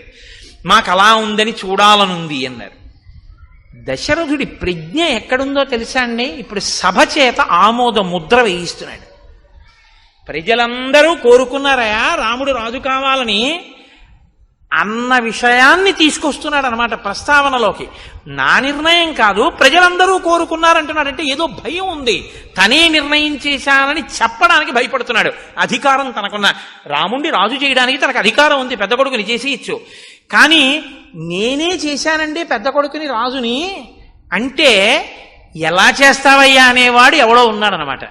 ఎలా చేస్తావయ్యా అనేవాడు ఉన్నాడంటే అలా అనడానికి అవకాశం తను ఇచ్చాడనమాట ఎవరికో. అలా అనేవాడు ఎవడైనా ఉన్నవాడు వచ్చి అలా అంటాడేమోనన్న భయంతో రాజన్నవాడు ప్రజలు మెచ్చుకున్నవాడై ఉండాలి. ప్రజలందరూ కోరుకున్నారు, రాముడికి రాజ్యం ఇచ్చాను అనిపించడానికి సభ చేత ఆమోదముద్ర వేయిస్తున్నాడు. ఎంత తెలివిగా వేయించాడో తెలుసా అండి? శృత్యైవ వచనం యన్మే రాఘవం పతిమిచ్చద రాజాన సంశయోయం వే కిమిదమృతతత్వతః కథం ను మయి ధర్మేణ పృథివీం అనుశాసతి భవంతో ద్రష్టుమిచ్చంతి యువరాజం మమాత్మజం. మీరు నిజంగా చెప్పండి, నేను ఇన్ని వేల సంవత్సరములు ధర్మంగా పరిపాలించాను కదా రాజా, ఇప్పుడు మీరేమి ముసిరివారైపోయారండి, చక్కగా ఓపిగ్గా ఉన్నారు కదా, పరిపాలిస్తున్నారు కదా, మీరే ఉండండి. ఇప్పుడు ఇందుకు అమంగళకరంగా ఏడో కొత్తగా యువరాజ్య పట్టాభిషేకం ఏంటి, అలా ఉండండి, హాయిగా మీరే చేయండి అన్నం మానేసి రాముణ్ణే తీసుకొచ్చేయండి పెట్టేయండి అంటున్నారు కదా. రే, మీకు నా పాలనలో లోపం కనపడిందా? రాముడిలో నాకన్నా గుణాలు కనపడ్డాయా? ఏవి చెప్పండి అన్నాడు. అంటే ప్రజలు ఎంతగా కోరుకున్నారో చెప్పించాలనుకున్నాడు. వాళ్ళన్నారు, బహవో నృప కళ్యాణ గుణాహ పుత్రస్య సంతితే. నాయనా మహానుభావ, ఏం చెప్పమంటావు? నీ కొడుకుకి ఎన్ని కళ్యాణ గుణాలున్నాయో. ధర్మజ్ఞ, సత్యసంధశ్చ, శీలవాననసూయక, క్షాంత, శాంతయిత, శ్లేక్షణ, కృతజ్ఞో, విజితేంద్రియ. రాజు అయినటువంటి వాడు మృదు స్వభావి అయి ఉండాలి. తీవ్రమైన శిక్షలు, వ్యగ్రతతో కూడిన బుద్ధి ఉన్నవాడు కాకూడదు. ప్రజలు ఎలా కోరుకుంటారో ఆ మాటలు ప్రజలు అన్నారంటే రాముడు అటువంటి వాడు కాబట్టి అంటారు. ఎందుకు? ధర్మజ్ఞ, ఆయనకి ధర్మం తెలుసు. సత్యసంధశ్చ, మాట తప్పడం, అబద్ధం ఆడడం. శీలవాన్ అనసూయక, మంచి స్వభావం ఉన్నవాడు, ఎవ్వరి యందు అసూయ లేనివాడు. క్షాంత, ఓర్పున్నవాడు. సాంత్వయిత, ఆయన మాట్లాడేటప్పుడు కుపితులను, చాలా బాధతో ఉన్న వాళ్ళని, ఇబ్బందుల్లో ఉన్న వాళ్ళని ఓదార్పుగా మాట్లాడతాడు తప్ప అవతలవాడు కష్టంలో ఉన్నాడు కదా అని మరింత ఏడిచేలా మాట్లాడడం ఆయనకి రాదు. కాబట్టి సాంత్వయిత. శ్లేక్షణ, అత్యంత మృదువైనటువంటి స్వభావం ఉన్నవాడు. కృతజ్ఞో, చేసిన ఉపకారాన్ని మరిచిపోనివాడు. విజితేంద్రియ, ఇంద్రియములను గెలిచినటువంటి వాడు. ప్రియవాదీచ భూతానాం సత్యవాదీచ రాఘవ, బహుశ్రుతానాం వృద్ధానాం బ్రాహ్మణానాం ఉపాసిత. బాగా చదువుకున్నటువంటి వృద్ధుల్ని, బ్రాహ్మణుల్ని ఉపాసించేటటువంటి లక్షణము కలిగినటువంటి వాడు. ప్రియవాది, చాలా ప్రియముగా మాట్లాడేవాడు. అన్ని భూతముల పట్ల గౌరవం కలిగినటువంటి వాడు. సత్యవాది అయిన వాడు. అటువంటి వాడు రాజు కావాలని మేము కోరుకోమా? వ్యసనేషు మనుష్యాణం భృశం భవతి దుఃఖితః, ఉత్సవేషు చ సర్వేషు పితేవ పరితుష్యతి. చాలా చమత్కారమైనటువంటి మాట అన్నారు వాళ్ళు.